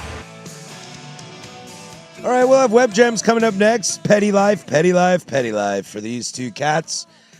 Noon, we'll have Alex Brink on to finish up our preview of Washington State University. Plus, we'll dive into some more SEC talk in the final hour. But first here, I saw this on our prep sheet, and I was worried I was going to have to tap the sign. However, we don't have to tap the sign today. The sign is built for things that are not worthy of discussing unless new information and new stories are presented to us. And Jerry, you know what, man? I know we've said it for a long time. He's losing his that mind. It's time. He's losing his mind. But I think it's really time, dude. And there's actually, once we play the audio, there's a further update from today. Yeah, dude, it's time. This is Al Davis at the end. The current president and the previous president, both y'all, it's time. Yeah. You guys old. Yeah. All right. This is what Jerry had to say. This was yesterday, right? With Michael Irvin. With Michael Irvin about the Micah Parsons situation. When we wanted to send the details to the agent told us to stick it up our ass. Wait, now see, I was just so you're clear. Wait. What do you mean? So wait. What do you mean? Because people going to ask. Mike and I talked, and then we were going to send it over to the agent. And we had our agreements on term, amount, guarantees, everything. We were going to send it over to the agent, and the agent said, "Don't bother, because we've got all that to negotiate." Well, I'd already negotiated. I'd already moved off my mark on several areas. And so the issue, very frankly, is we've had the negotiation in my mind. And the agent's trying to get his nose in it right now and try to come in there and improve off the mark that we'd already said. It's the mama-daddy deal. You go into mama, and she won't do it. And she's the boss, so she won't do it. So you run into daddy, daddy says do it, and then you go back in and say, Mama, daddy said it was all right. It's the old mama, daddy deal. We've all been there and done that. Well, we've got this deal resolved in my mind for the Dallas Cowboys. And we've got it done, and if the agent wants to finish up the detail, which is should, and do all the paperwork, and he can do that. And we're ready to go. But as far as the amount of money, the years, the guarantees, all of that, we've negotiated that. That is Jerry Jones speaking to Michael Irvin. This is said best on the YouTube chat. So the agent was doing their job? For those wondering, since Micah Parsons is not representing himself, it is actually against the collective bargaining agreement for Jerry Jones to negotiate with Micah Parsons without his agent present. Yeah, and why would you want to? This is absolutely insane. This is literally what you hire an agent for. And if David Mulugeta, who is his agent, told him to shove that contract up his ass, he's well within his rights. Well, and I think when Jerry gets on, I think there's a little bit, I hate using the phrase devil's advocate, but I'm just using the information in front of me. I think there's a little bit when Jerry starts talking about the mom-dad thing, there's a little bit of that I get. That, mom said it's okay, but dad says no, so you go back and forth and blah, blah, blah. But also at the same time, dude, this is hundreds of millions of dollars. This is the most valuable NFL franchise of all of them. And you're talking about it like it's, like that sounded like my grandpa, punishing me when I was a kid. Well, here's the other thing. David Mulugeta has denied saying that. So there's already that, which, okay. But also, for Jerry to think that, hey, this handshake agreement, the agent still has to sign off on this. There's no getting around that. Well, that's probably how he gets away with it, though. He sits down with Dak and says, we're going to do this. And then Dak goes to his agent and says, okay, so then the actual agreement is between Dak's agent and Stephen Jones. Yeah. And that's how they get around the collective bargaining agreement thing, is what I would think. Sure, but the agent still has to sign off on it. And if you're not getting the things in there that you wanted, it doesn't matter what your handshake agreement was with Micah. It's not with the agent. Right. I don't know why. Anybody who's sitting here saying, well, Jerry did this, they had this. Are you stupid? Are you thick in the head? Maybe. It does not matter. Yeah. It does not matter. This is one of the rare instances in sports where it is black and white. It is very clear. Yeah. Contract language. When does Jerry, because is Jerry the most powerful owner? No, he does not have the power. Because if he still had the power, he wouldn't have paid Dak what he paid him. If he had the power, he wouldn't have paid CD what he paid him. If he had the power, he wouldn't have paid Zeke Elliott what he paid him. He does not. He is not. No. When does the rest of the league look around and be like, "Yo, Raj"? Well, I mean, I think that's crazy old man over there. I think that's what. Well, they're not going to because that franchise is worth $10+ billion. But I could argue that if Jerry was gone, it'd be worth more. You could make that argument, sure, certainly. And I don't mean gone. I don't mean like forcing him to sell the team, but Jerry, it might be time for you to sit in the booth and be a Cowboy fan. All of this is insane. It might be time for you to sit in the booth and be a Cowboy fan. It's gone a step further because now Jerry Jones is sitting down with Stephen A. Smith, and he. Oh boy, two of my favorite people in the world. But now Jerry said, frankly, it wouldn't have made any difference what the negotiation was. Guest has to be comfortable with this to work. There's not room for a third. This will be a good one. The agent has to be comfortable because he's the one negotiating, Jerry. That's the thing is like he's wanting to play the. There was a time when Jerry did have that power. There was a time when Al Davis did have that power. Al Davis was the most powerful owner in the NFL at his peak. Paul Allen was the most powerful owner in the NBA at his peak. There's some DeBartolo years in San Francisco when he had a lot of swagger. But that's no longer the case. And the quote unquote, player empowerment era, not just in the NBA, but just in sports in general, is certainly happening. And Mulugeta has huge, big-time clients in the league. He might be the most powerful agent in the NFL now. I just don't know how any of these statements get you closer to what you want. Jerry wants Micah. Jerry wants Micah. That is very, very clear. But you're not talking about it very positively. No, and Micah said, I'm out. I'm done. And here's the thing. There's the bleep around and find out scale. If you bleep around this much, you will find out this much. Yeah. There is now a scale for Jerry Jones talking. The more he talks, if you are a Cowboys fan and you're like, well, Jerry, and if you are taking Jerry's side in this, you're lost. You're out to sea, man. Yeah, you're watching that Netflix documentary and just thinking like Aikman's walking through the door tomorrow. By the way, I'm not going to watch that. Are you going to watch that? I've had a bunch of people tell me that it's really good. I'm sure it's really good. But I lived through all that. I think it's like 10 parts, though, and I'm like, oh. Sounds like propaganda. 10 parts? Wasn't the Patriots one only 5 That one I would watch more. Well, it was on Apple TV and it was really good, but it was probably half the length of what this Cowboys was. Yeah, 10 parts. That's too much. I don't know, man. There's more parts. There's less parts than there are years since this team has been relevant. 30. I don't know. Could you imagine a 30-episode documentary about the Cowboys? One every year. I think it's time to take Grandpa to bed. Yeah. No, it is. And honestly, Could you guys have that conversation with your dad? No. If Jerry Jones was your dad, do you think you could have that convo with him? No. Or if your dad was Jerry Jones, not your dad. Wait, how am I trying to say this? It's not that your dad is Jerry Jones. It's that your dad is in Jerry Jones's situation. Yeah, no, just no. You couldn't? No. Could you, Jordan? That's tough. I think I could. He'd be very mad at me. My dad's my hero, man. That's a hard conversation to have. Although in Jerry Jones's case, this isn't even a joke. Dude probably has a car on standby for any time there's a intervention, maybe looking like it's about to happen. He's like, I'm gone. He's like, nope, no, I'm not listening. Oh, I see you guys have all gathered here today. Let me use the restroom.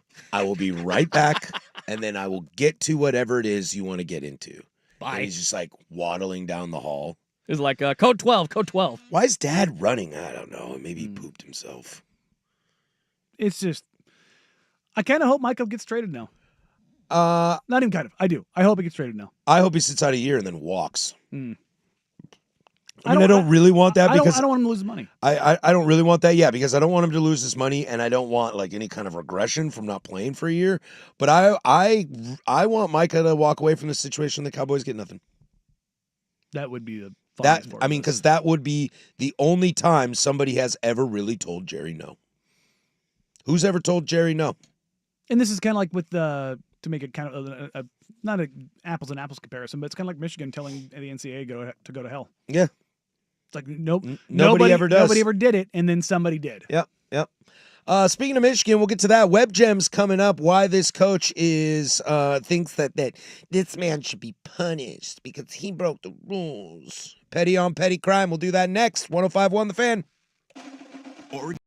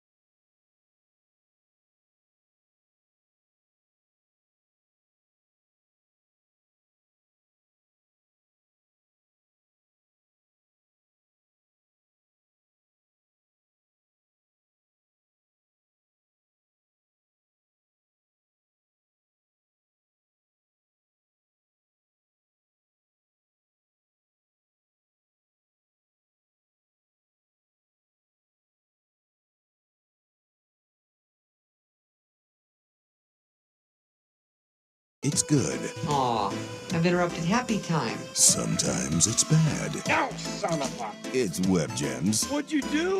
The firm of Harris and Marang on the Fan Sports Network. 105.1 and 1080 The Fan. All right, Alex Brink will join us here in about 10 minutes. This is Web Gems. We do it every single day at 11:45.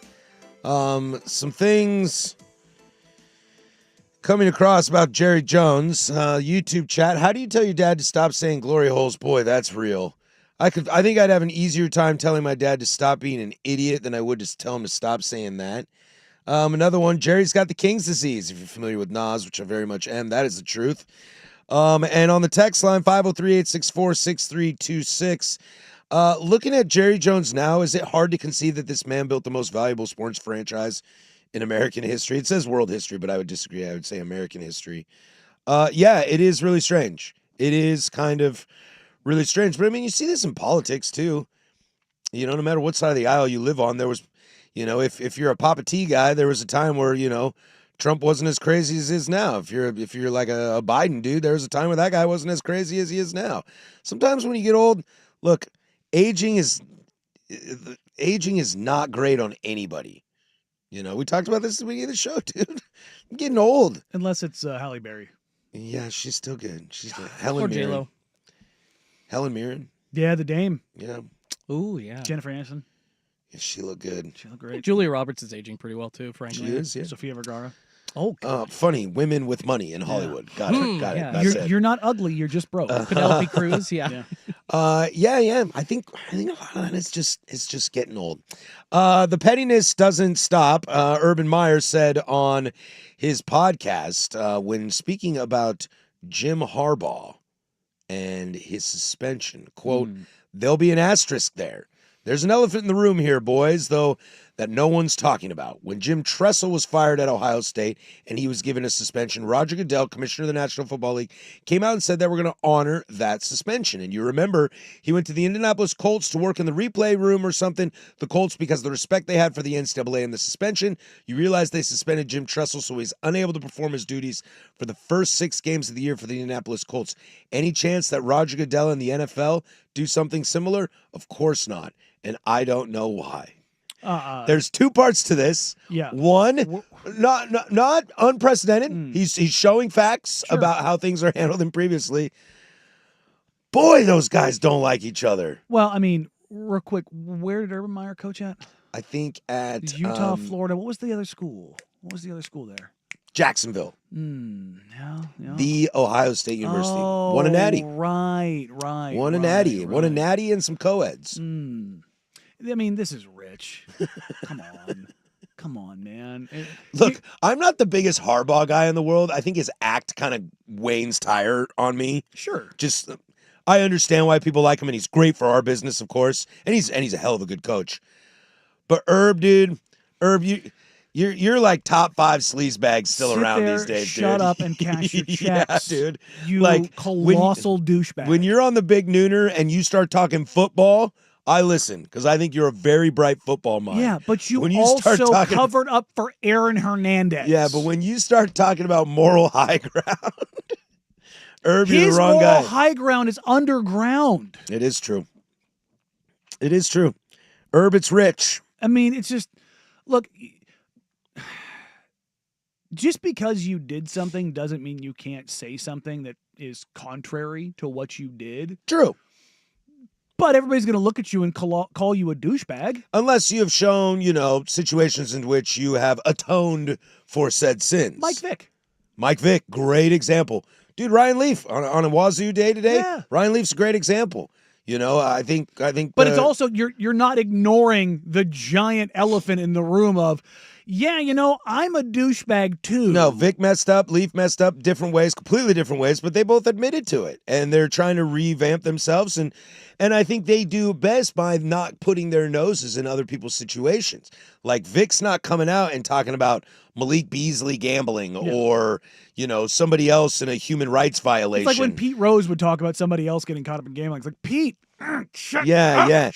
Yeah, Ryan Leaf's not talking about, drugs and behind the scenes. He's talking about X's and O's because he's like, look, like I don't have a place to talk about people like that. Or when he does, It's on the, hey, look, there's a path to redemption. Yep, and let me tell you how it is, because nobody hit a rock bottom like me. Vic's the same way. It's not the high road. It's not the moral equivalency. It's like, it's having some empathy and having some respect for the situation. It doesn't mean you can't be critical, but it's critical. It's empathetic critical.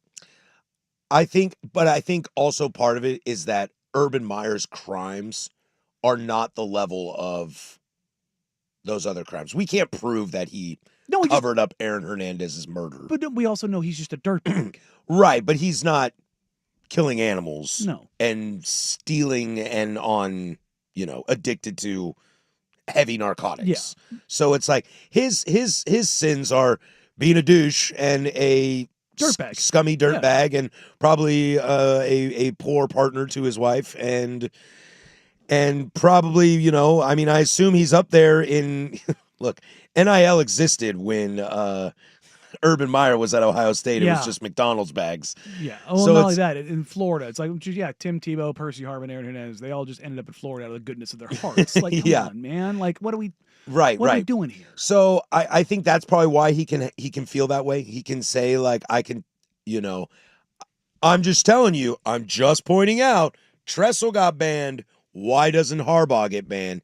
It just, you're the last guy I want to hear that. If Tressel came out and said that, I would still live in the petty world, because it is Ohio State, Michigan. But I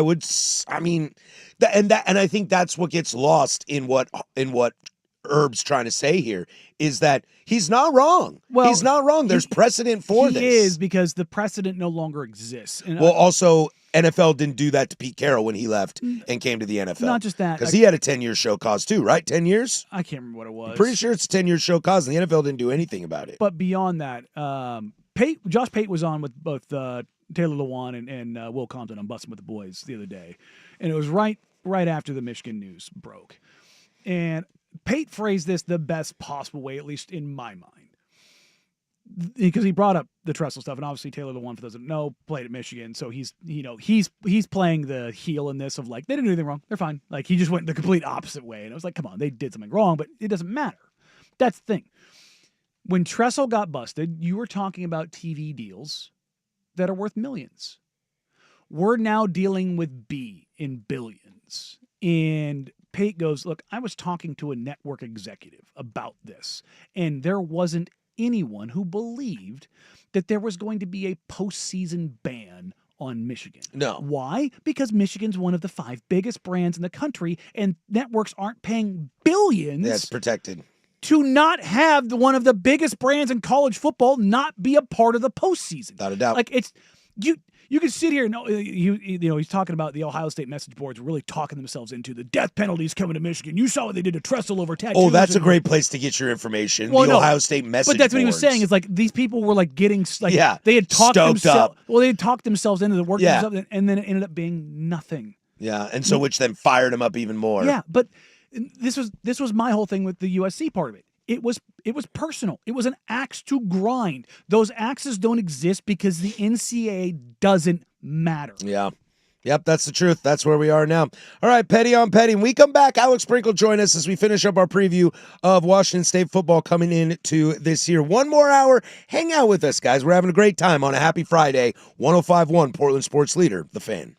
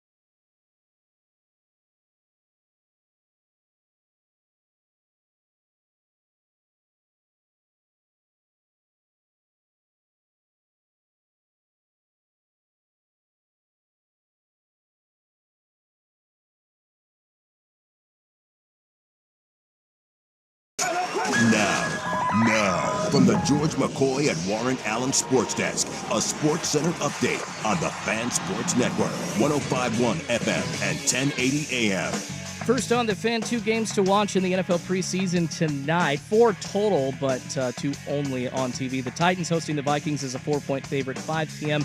kick on Coin. Also at 5, Cowboys hosting the Falcons. They're a 2.5-point favorite in Dallas. That one's on NFL Network. The Seahawks in Green Bay at Lambeau Field taking on the Packers. Green Bay a 3.5-point favorite. Pregame getting going right here on the Fan following Sports Sunday at 11. Sports Saturday. Strike that reverse and kickoff at 1 p.m. on NFL Network. And in baseball, the Mariners back at T-Mobile Park against the Athletics tonight, trying to right the ship after that 2-7 road trip on the East Coast. 7:10 first pitch on Root Sports. More sports scores and stories in 30 minutes. I'm Schulte from the George McCoy at Warren Allen Sports Desk. Hurt, missing work, insurance companies acting like jerks. Don't call your mom. Call George McCoy at warrenallen.com. The Fan is live on YouTube and Twitch. And now Window Nation brings you on-demand videos. Watch Window Nation's Window into the Fan. The firm of Harris and Marang. Patrick Harris. Look, Daniel, I do what I want. Danny Marang. That is smelling your own farts. Easy there. These are great pipes. I'm not going to say agree to disagree, but I really don't like you right now. The firm of Harris and Marang on the Fan Sports Network, 105.1 and 1080. The Fan. All right, one more hour to go. Thanks for hanging out with us. You can catch the podcast previously from those hours on 1051thefan.com, the Odyssey app, wherever you get your podcasts. We'll have closing arguments at 12:45. Send you to Ducks Insider from 1 to 2, and then the Fan Happy Hour with Luke Anderson from 2 to 3, and then Prime Time. We'll send you 3 to 7 all the way to your ride home. That's 13 hours of continuous coverage right here on Portland Sports Leader 105.1 The Fan. We are joined by Alex Brink, former quarterback of Washington State University, as we preview Washington State football coming into the year. Alex, thank you so much for joining us. It means a lot to me, my friend. You were my quarterback when I was at Washington State, so thank you for the memories, amigo. Boy, happy to be here. Happy to hear that, more importantly, and big time go Cougs. Yeah, go Cougs, brother. You know, we talked about this earlier. Are we feeling like we're that old now? Like that was so long ago that we are now dinosaurs? Brother, I turned 40 this year, so yes, I'm feeling very old, and it is many moons ago, as I like to tell people, but it is fun to relive those days to some degree, but yes, they get further and further in the rearview mirror. Let's dive right in this. Look, we talked to Oregon State yesterday, and Oregon State and Washington State are kind of married to each other for better, for worse, whether it's a good thing or bad thing, due to the landscape. And it feels like Oregon State's kind of had a rough year last year and is kind of coming in with momentum this year, to where it feels like Washington State is almost the opposite of that. What's your overall vibe of the program, feelings, insight, thoughts on this new chapter of Washington State football?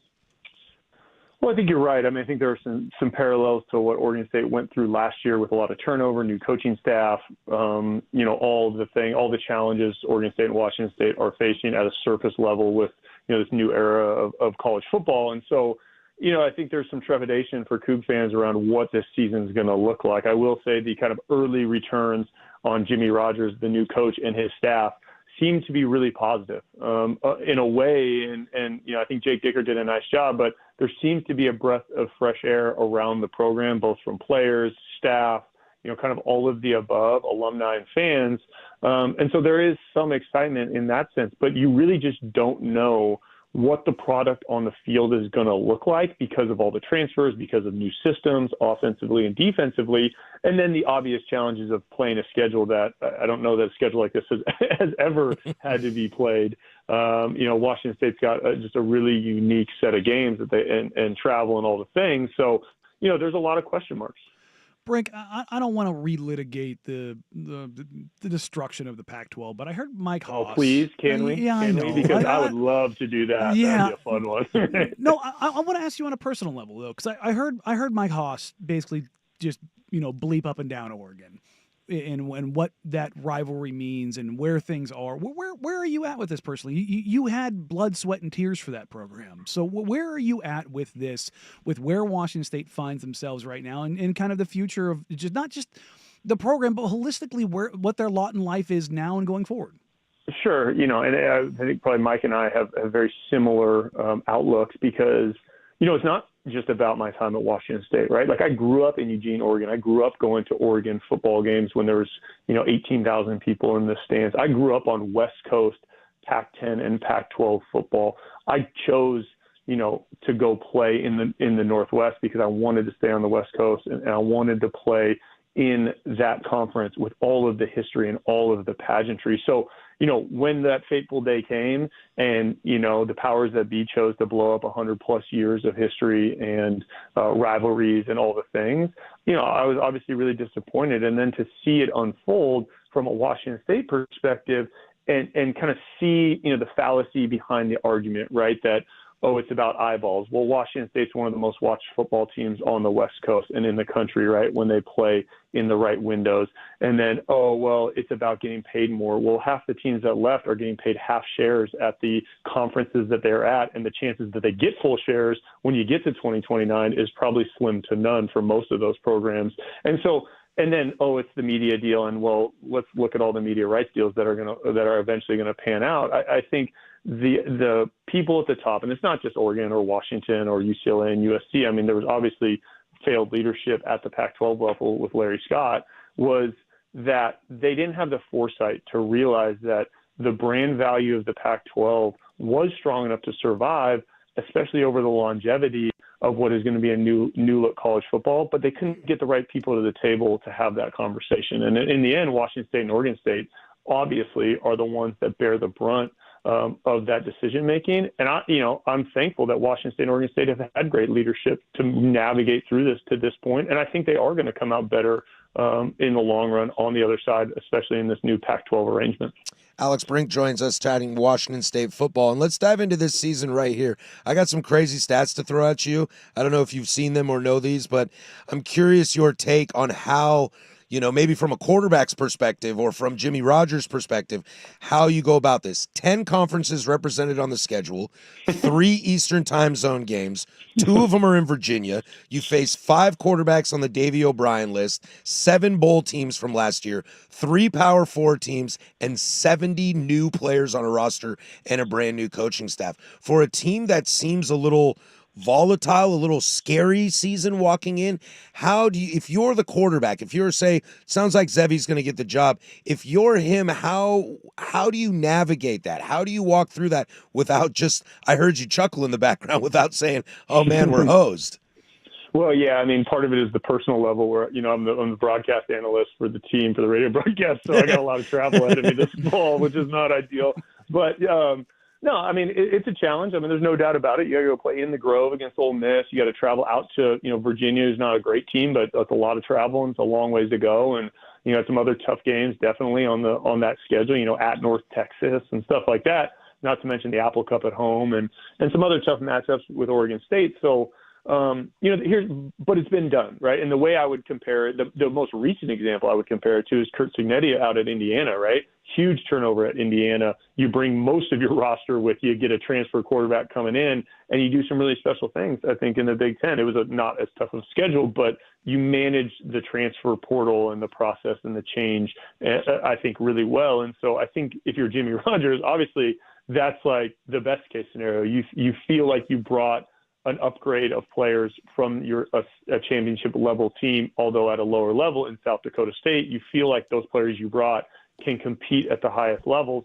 You hold over some players from the previous regime, backfill with a few transfers in the portal, and you hope that pot gets mixed together and you sprinkle in a little magic, and you win a lot of ball games.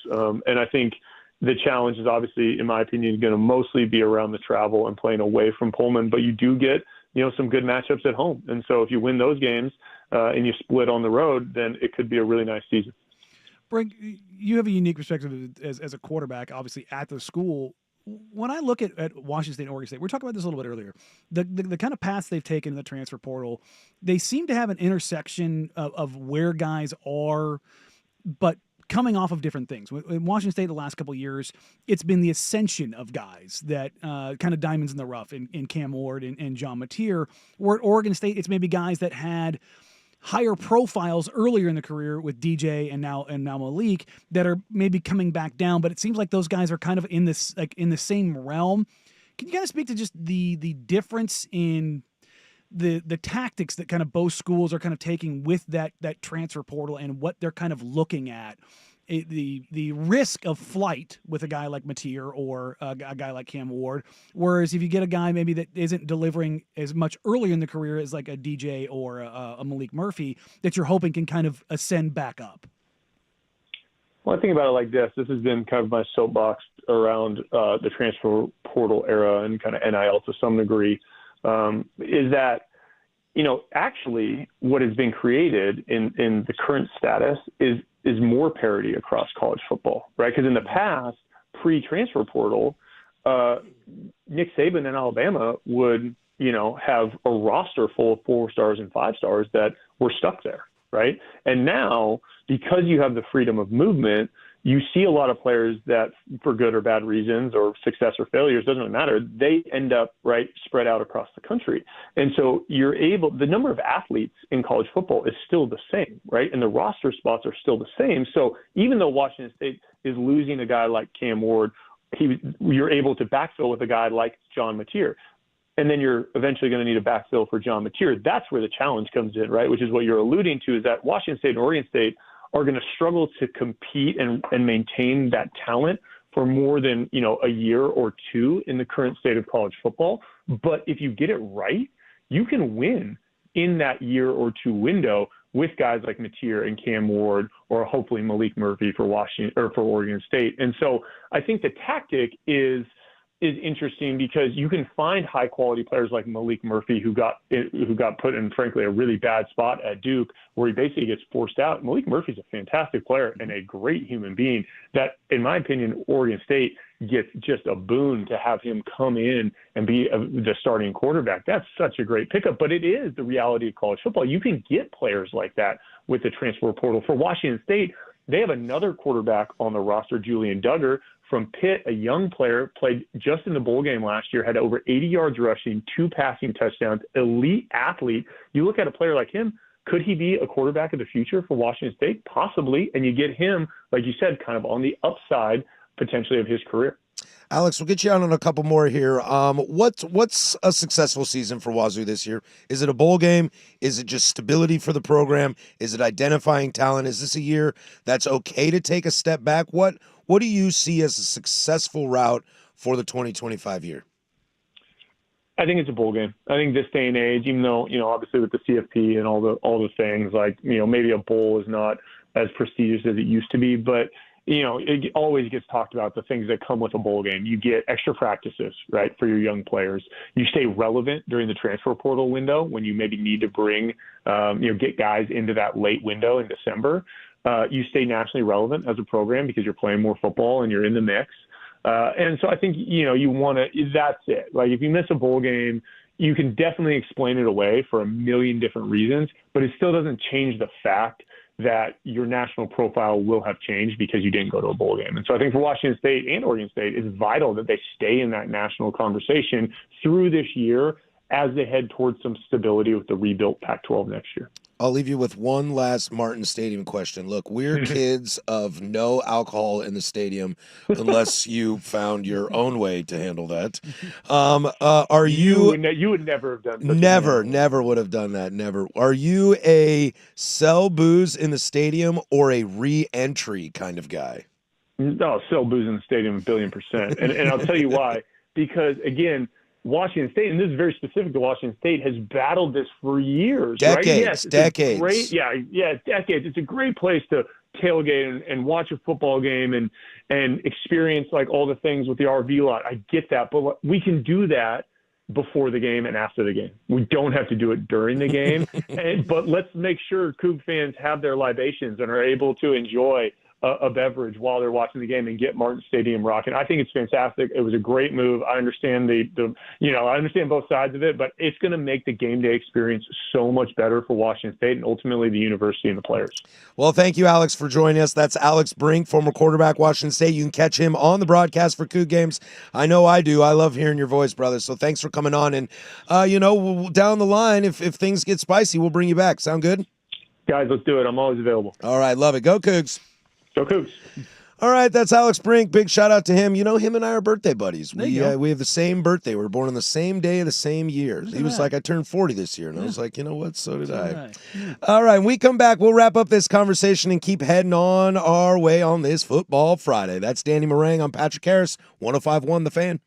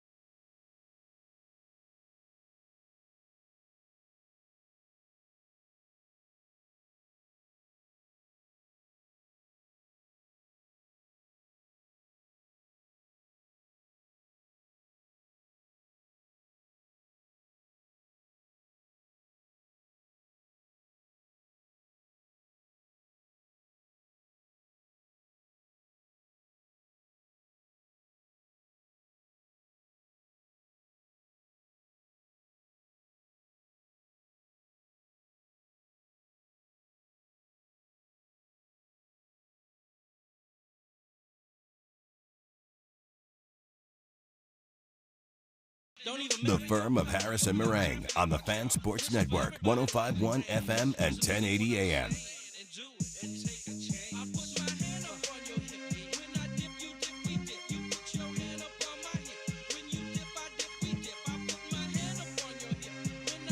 All right, we'll continue our SEC conversation here in about 10 minutes or so, but I want to just put a little cherry on top for this Wazoo situation. Alex Brink, such a nice guy. I love that dude. On the YouTube chat, coached with Alex Brink for a couple years at Lake Ridge.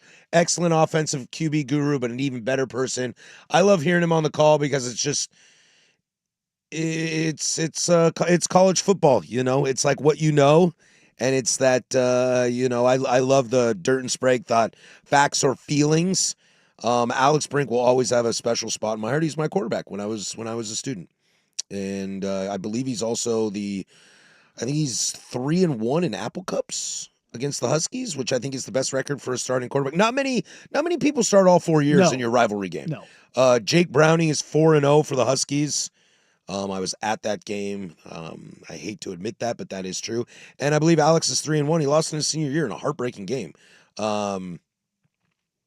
This Chelsea game is stupid. It's 2-2 now, or 2-1. So I get excited because it gives you that kind of feels, in your kind of situation. And we were talking about this in the break, Danny. I think it's great that he agreed with Mike Haas of just like, yeah, screw you guys. He said it in a nicer, more in a very nice way, but it's the truth, man. That stuff doesn't feel good. No, and I get it. And it's all your fault. Look, Danny, it's all your fault. I mean, he knows. But that's why I prefaced it that way. When I asked him the question about, where he is personally. Because I know it sucks. It's not a cool place to be. And I know I get plenty of hell for it on the text line and YouTube comments, stuff like that. It's like, bleep USC, whatever. Like, I have no and have never had any beef or hatred for Oregon State or Washington State. When I say I genuinely want them to do well and I want them to be a part of the 40-team super conference that we're eventually going to careen towards, it's legitimate. I do. Do you know that does not make us feel better? And I speak for Beaver fans on this too. And if I don't, then correct me, 503-864-6326. But it makes it really difficult because it still feels very backhanded and very patronizing. And I think that's the big challenge, when Husky I don't mean it that way at all. I know you don't. I'm just putting it into perspective. It's like when Husky fans tell me their rival is the Ducks, I want to scream and pull what little of no hair I have out. It drives me absolutely bonkers. Look, your conference rival is the Ducks. Your native rival is Washington State. We'll never lose that. If you got left behind and we went ahead, we would never lose that. Never lose that. That was always bread and butter. Is we are there to fight you every single time. Yeah. And I wonder if that's, the Apple Cup rivalry is a little different than the Civil War rivalry.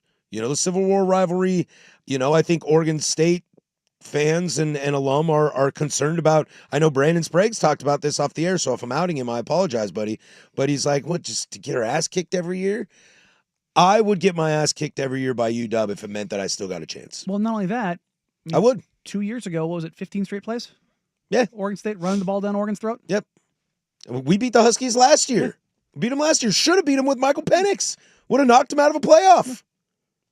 Yeah. Feels good. It feels really good. Feels good. It feels good. Go ask Vandy fans about tearing that goalpost down and carrying it down to the river last year. If you're telling me I get my ass whooped for 6 years straight and then do it, done. And then you get to go do it and rip their hearts out?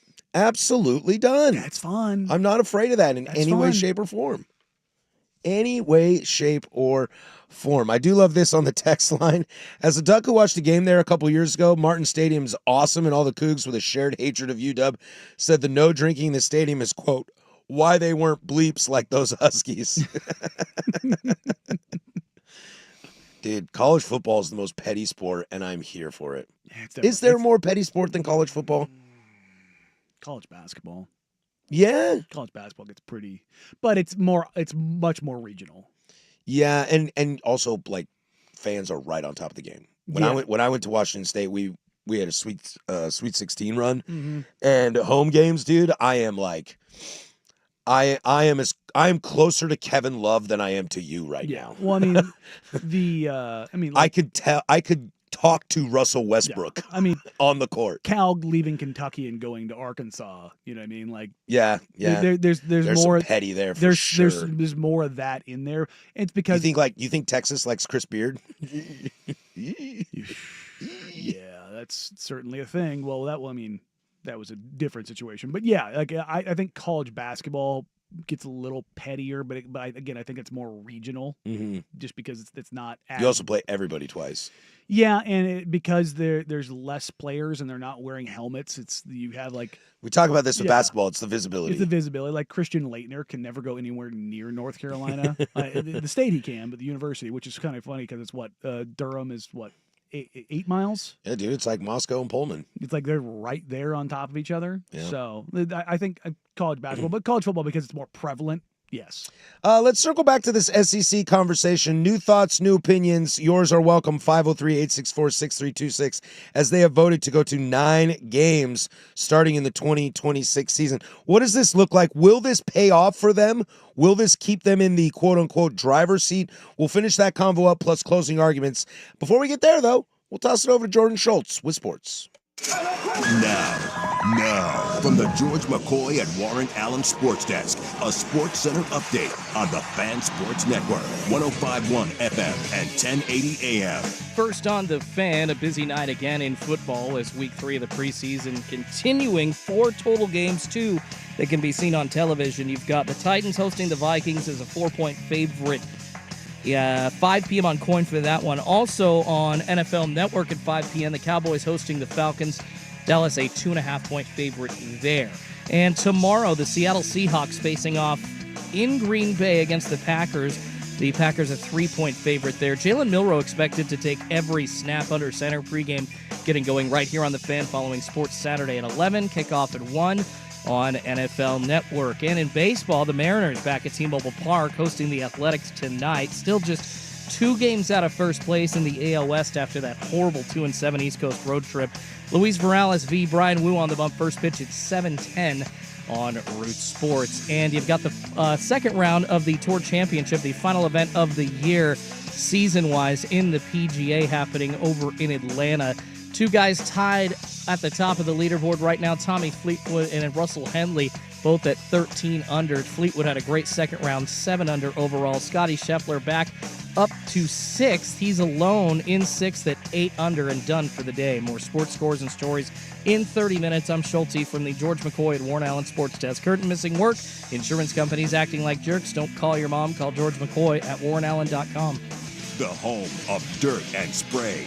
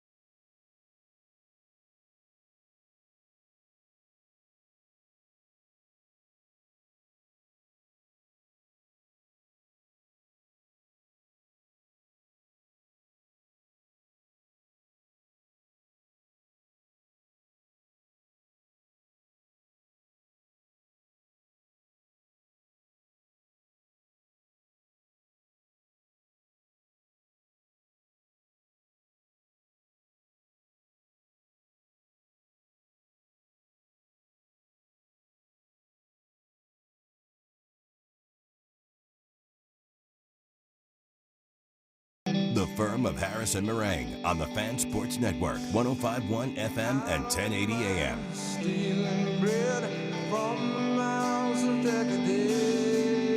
503-864-6326. That's the fan text line. She lets you interact with us throughout the entire day. This text was sent over a couple hours ago when we were talking about the SEC in the first hour. We'll circle back around on it now. Some other thoughts and theories on this. This texter said, in 2027, Bama plays at Ohio State, West Virginia, Georgia, South Carolina, Tennessee, Auburn, Ole Miss, Florida, Texas, Texas A&M.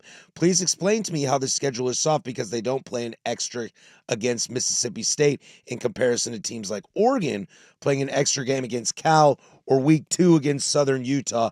I get the SEC bias angle, but there is some reports in this that that by going to this 9-game structure, the SEC would like to wipe clean all agreements and start from scratch. Well, yeah, because out of conference. Because they don't want to pay the money that's necessary to do that.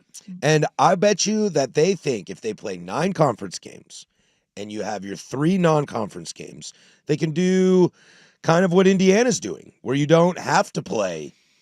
You know, if you prop your conference up that high, you can play 3 patsies and your strength of schedule still looks pretty good because your extra game is, instead of going to Michigan, going to Clemson, going to UW, you are home to a conference game instead.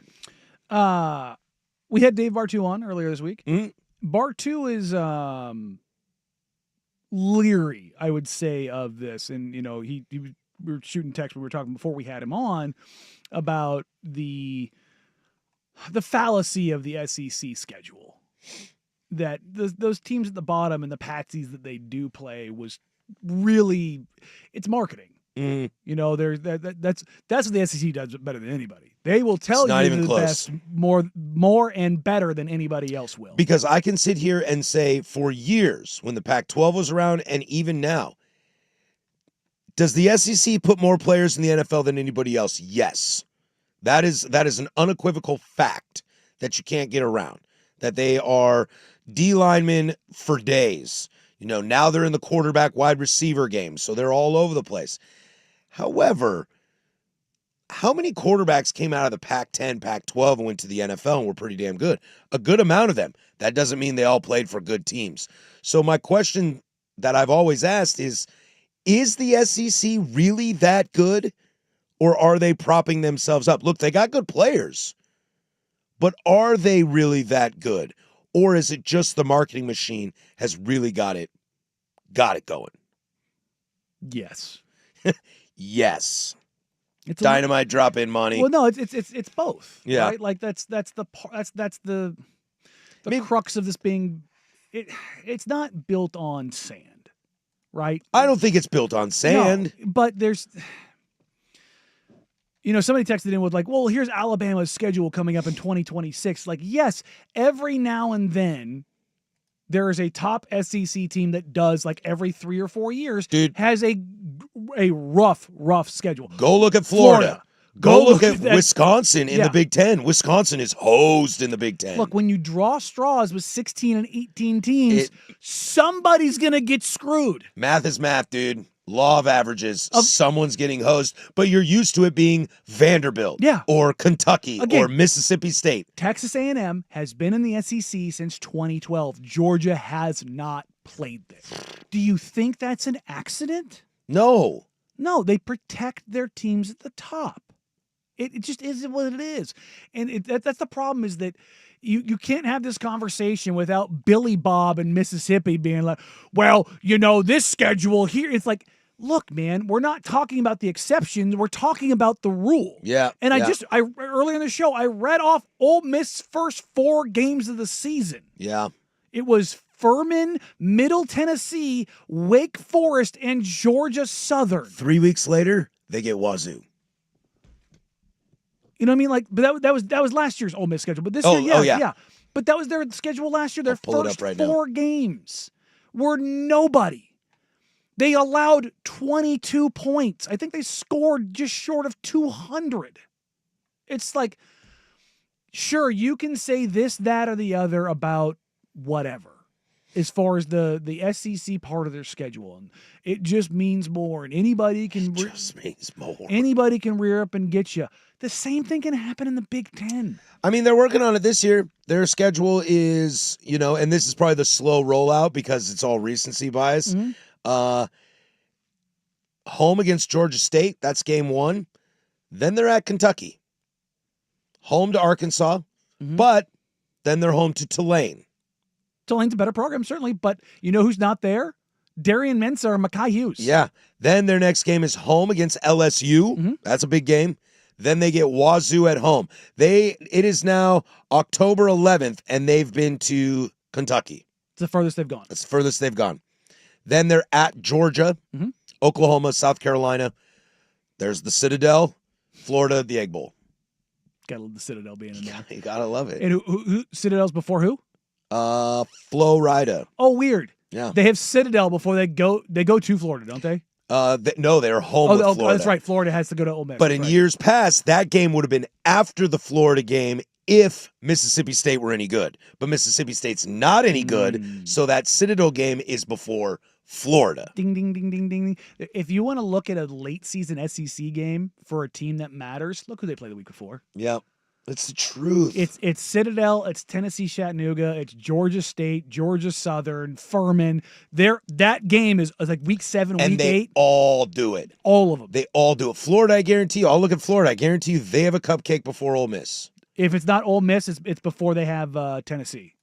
Oh, that's true. That's true. They're going to set it up for somebody. It is. Oh no, dude. We're talking Florida. Yeah, their schedule sucks so bad. Long Island, South Florida, LSU, Miami, Texas, Texas A&M, Mississippi State is your patsy before Georgia. There it is. Kentucky before Ole Miss.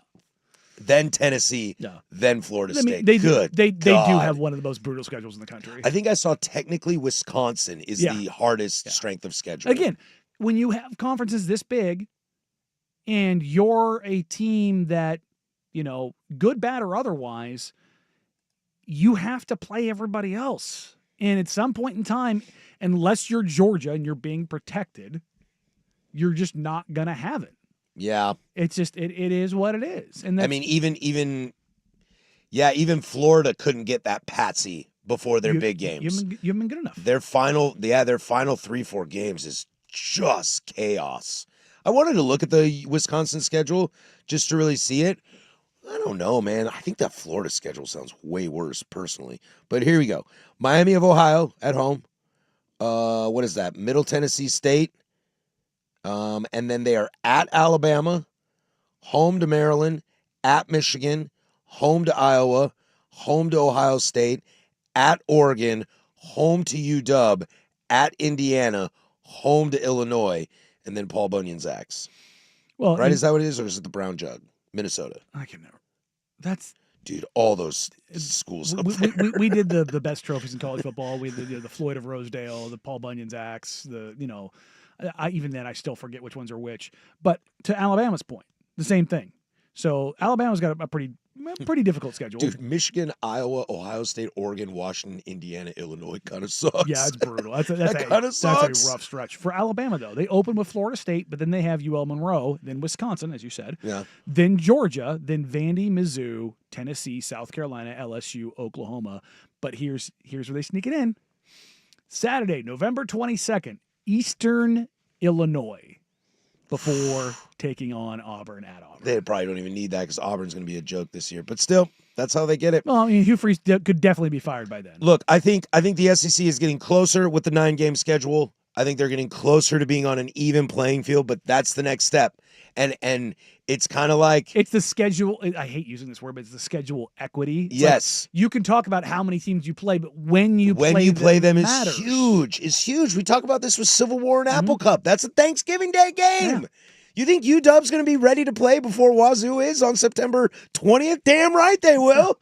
Damn right they will. But if you get the full season, then you never know. Things can go your way. Yeah, it's because you're afraid Michael Penix almost lost. Chumps. I hope that's next. But you got to start screaming it from the hills because we've been screaming about this 9-game thing for years and years and years, and now they're doing it. Now It's about schedule equity. Do we wrap up the show with us finding an NFL team? If you want. I think we should. Closing arguments is next. 105.1 The Fan. It's time for Easy Play, brought to you by Home Z, making home improvement easy. Driven to left field, racing back is Carlson at the wall. It's gone. Christian Walker providing some punch for the Astros offense. A 2-run first inning shot off of Young. That is Christian Walker going deep. The Astros are doing the Astro things as it is the end of the season. Look, if you're a Mariner fan, you got to start catching up because the Astros are not going to go away, and the Astros are getting healthy too. Yordan Alvarez could be back as early as next week. This Easy Play brought to you by Home Z. Use Home Z's online calculator to estimate your project instantly. Make it easy. Call Home Z. That's HOMZE. HomeZ.com. We just finished our roof and siding with HomeZ. I got a clear itemized estimate from their team. Their certified installers are real pros. It was exactly how home improvement should be. For a stronger, better-looking home, visit HomeZ.com. Make it easy. Call HomeZ. CCB number 239804. The Fan is live on YouTube, Twitch, and now Window Nation brings you the Window into the Fan. On-demand YouTube video shorts with your favorite fan shows and hosts. The Window into the Fan is brought to you by Window Nation. Call 866-90-NATION or visit windownation.com to schedule your free in-home estimate. Watch Window Nation's Window into the Fan every day on YouTube with The Fan. Peekaboo! Sports Network. Paid for by Hims & Hers Health. Hims & Hers weight loss is not available everywhere. Compounded products are not FDA approved or verified for safety, effectiveness, or quality. Prescription required. Restrictions at 4hers.com apply. Wegovy and Ozempic are not compounded. Trying to lose weight? It's time to try Hers. At 4hers.com/radio, you can access affordable, doctor-trusted weight loss treatments tailored to you. These include oral medication kits and compounded semaglutide, the same active ingredient that's in Ozempic and Wegovy, but at a much lower price. So you can lose weight for less money than you'd spend on name-brand drugs. Through Hers, pricing for oral medication kits starts at just $69 a month for a 10-month plan when paid in full upfront. No hidden fees, no membership fees. Plus, the process is 100% online. If prescribed, your personalized plan ships free directly to your door. Reach your weight loss goals with help from Hers. Get started at 4hers.com/radio to access affordable, doctor-trusted weight loss plans. That's 4hers.com/radio. FORHERS.com/radio. Time is ticking away. Don't let another minute pass. Plan your retirement now with Trajan Wealth for the future you deserve. Call Trajan today at TrajanWealth.com. Advisory services offered through Trajan Wealth LLC, an SEC-registered investment advisor. And Doug. Limu and I always tell you to customize your car insurance and save hundreds with Liberty Mutual. But now, we want you to feel it. Cue the emu music, Limu. Save yourself money today. Increase your wealth. Customize and save, we say. That may have been too much feeling. Only pay.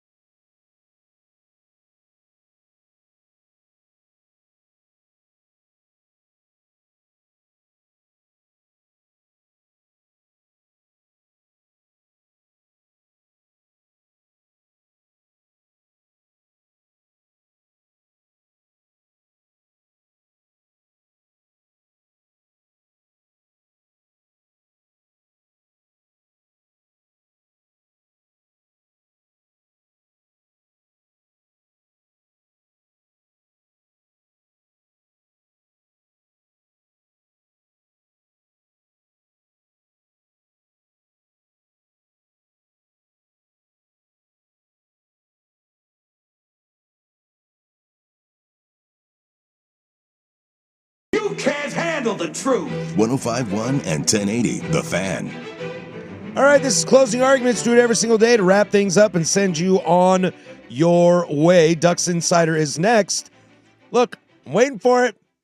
Waiting for it. Stan Laney going to announce quarterback on Ducks Insider today? I don't know what they have in store, but tune into that right after this show. Also, remember, Football Talk on the Fan is presented by Paramount Plus. You can't count on much these days, but you can't always count on Sundays with the NFL on CBS and Paramount Plus. Watch your local NFL game live every Sunday on CBS and Paramount Plus all season long. Visit ParamountPlus.com/NFL to get started today. Some previews for next week to get you in on this situation.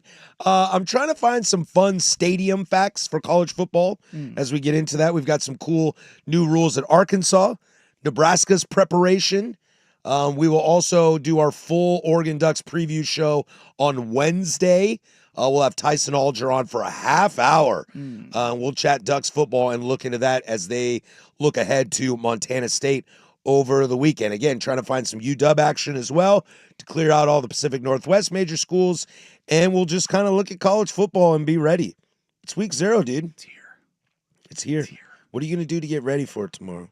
I tell you what, I'm not getting up early to watch football. I booked a 7:40 tee time to avoid the 101-degree heat tomorrow. So the Iowa State Kansas State game, what time is that on? At like 9:30? It's an earlier kickoff. 9:30 would be like nighttime for them. Yeah, it's a Dublin, Ireland game, so 9:30 our time. Yeah, 9:30. 9 o'clock ESPN. Oh, that's probably the pomp and circumstance. Yeah, I'll have. I got the magnet mount for the golf cart, Yeah. so I'll have the phone up on that. Hey man, you're not supposed to look at screens and drive. I'm just kidding. Well, I mean, come on now. When the Masters round was round 3 when Rory hit the eagle. Yeah, I was watching that on the 16th tee box with my foursome. You're watching golf while playing Yeah, golf? we were all like, we were all kind of checking our phones, watching the scores, kind of a deal. And I was like, the group in front of us was a little slow. And I'm like, boop, pulled the phone out, and everybody just kind of huddled around the phone. And we all saw him hit that eagle. This is my practice weekend for doing this show because I would normally watch Premier League tomorrow till like 10:30. Yeah, no, that's not happening anymore. And then finish up the Tour Championship and then call it a day and not watch sports. No, it's all weekend long deal. Well, we'll see. We'll see how I navigate this. I'm excited. I always say I ingest sports a little different than everybody else does at this station. I think that's what makes me cool. Well, weird. Even better now. Fun? We found you an NFL team. Did you find me an NFL team? We did. We did a one of those same kind of quizzes we did for Jeff Rust a couple years ago that got him as a Jags fan. I want you to know that I am not beholden to this quite yet. You are. No, I'm not. You are. But one of us. One of us. But I'm willing to listen to the situation. I had no input on this. I just grabbed the quiz. You asked me questions, and I tried to answer them as quick as possible. And we ended up with the Raiders. My father is spinning in his grave right now.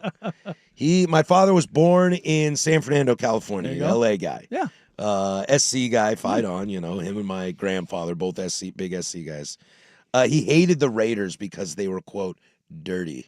Well, yeah. That's my dad, though. It's like, that's welcome to 5 toes in the middle of the fence. USC had a murderer.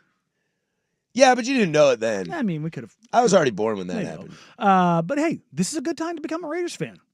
They're on the way up. I know, but I was saying to you, I don't love Vegas. Yeah, I mean, nobody really. I'd rather go to Cleveland than Vegas. Yeah, I know, but the team is not. It's. I'd rather go to Pullman than Vegas, not even in football season. Divorce the city from it. Just the team. It's hard, though, because then it's like, someone's like, oh, man, you like Vegas. And you're like, you can say no. I'm just a Raiders fan. People ask me about Cleveland all the time. I love Cleveland. Look, I love Pullman. I love Cleveland. I love Portland. I grew up with the Raiders when the Raiders were in L.A. Yeah. I'm not an Oakland fan, but I was still a Raiders fan. I think the problem is that I don't know if there's really any NFL team that would be like, yep, that's it. Just think about it, though. Ashton Genty, you love Genty. Maybe I'll be a Giants fan. Oh, that's gross. That's gross. What, Rip and Dart? Yeah, I mean, Dart's fine, but think about it, though. Time zone-wise, Raiders are always going to do you well. What do you mean? We watch football all day. I know, but it's just always going to be there right when you need it. West Coast football, man. Yeah. Silver and black. It's a great color scheme. Great When I was logo. really little, I was a Niner fan, but that sounds like that's torture. Gross. Yeah, that sounds like that. torture. And they're going to suck here in the next couple of years. When that money hits, they're going to be going through it. when everybody's dead. Yeah, it's going to be tough. Raiders are on their way up. They're on their way up. I don't You know. got Genty, you got Bowers, you got Crosby. I don't know. Playing the Chargers would feel weird. But you hate they're an LA team now. See, now you get the best of both worlds. You get the team that used to be in LA. Yeah. You get a crazy crowd. The Chargers, like that I've got hook, line, and sinker. Yeah. You know, it'd be real tough to root for a Duck. Although Herbert's probably my favorite Duck quarterback that I've been alive for. Oh, I liked Joey a lot. But Boise State's another small But school. Harbaugh, I'd have to deal with Harbaugh, and I don't want to deal with Harbaugh. Pete. I love Pete. See? I love Pete. See? Look at him talk. He's even getting, if you catch his voice right now, his voice is all soft, and he's like, but you get Pete Carroll. See? You get Pete, you get Ashton, you hang get out Brock with Bowers, me. you get Max Crosby, you get the black hole. I mean, come on. Max Crosby scares me. Yeah, you gotta have at least those one of tattoos are really scary. You gotta have one of those dudes. I do like Pete, though. See? I do like Pete. We're on the way up, baby. On the way Table up. this thought. All right. We have time before the season starts. I'll tell you what. Fan text line. This is a Raiders show now. Let's go. At the bare minimum, I will at least adopt a team for the season. There we go. Okay. Trial period. 5 toes in, 5 toes out. Trial period, no credit card down. Trial period, 0% interest, no financing until 2026. You know, at least we'll have a little bit of that. Because you can't just dive into it.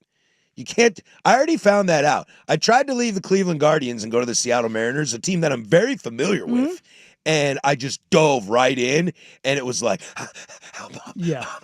and it was too much. Yeah. It was too much. So there's a little bit of like 1 foot in and a 1 foot out. The Raiders are close enough that you could go if you wanted, but it's just far enough away that you can be Again, but then I got to go to Vegas. But see, you only did it once. You know what? We should do a game. Because I haven't been to a game at Allegiant. I've never been to an NFL game. I mean, I have no desire.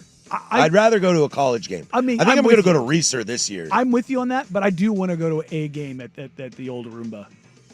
Yeah. It looks like a Roomba. It is what it is. I mean, it's really pretty. It's the Death It's Star. high end. Yeah. It's the Death It's Star. probably really, really nice. All right. That'll do it for us. We'll catch you next week. Have a fun and safe weekend. Ducks Insider is next, and then Fan Happy Hour with Luke Anderson all the way up to prime time. For Danny Marang, that's Schultze on the 1s and 2s. I'm Patrick Harris. Go do something I do. Bye.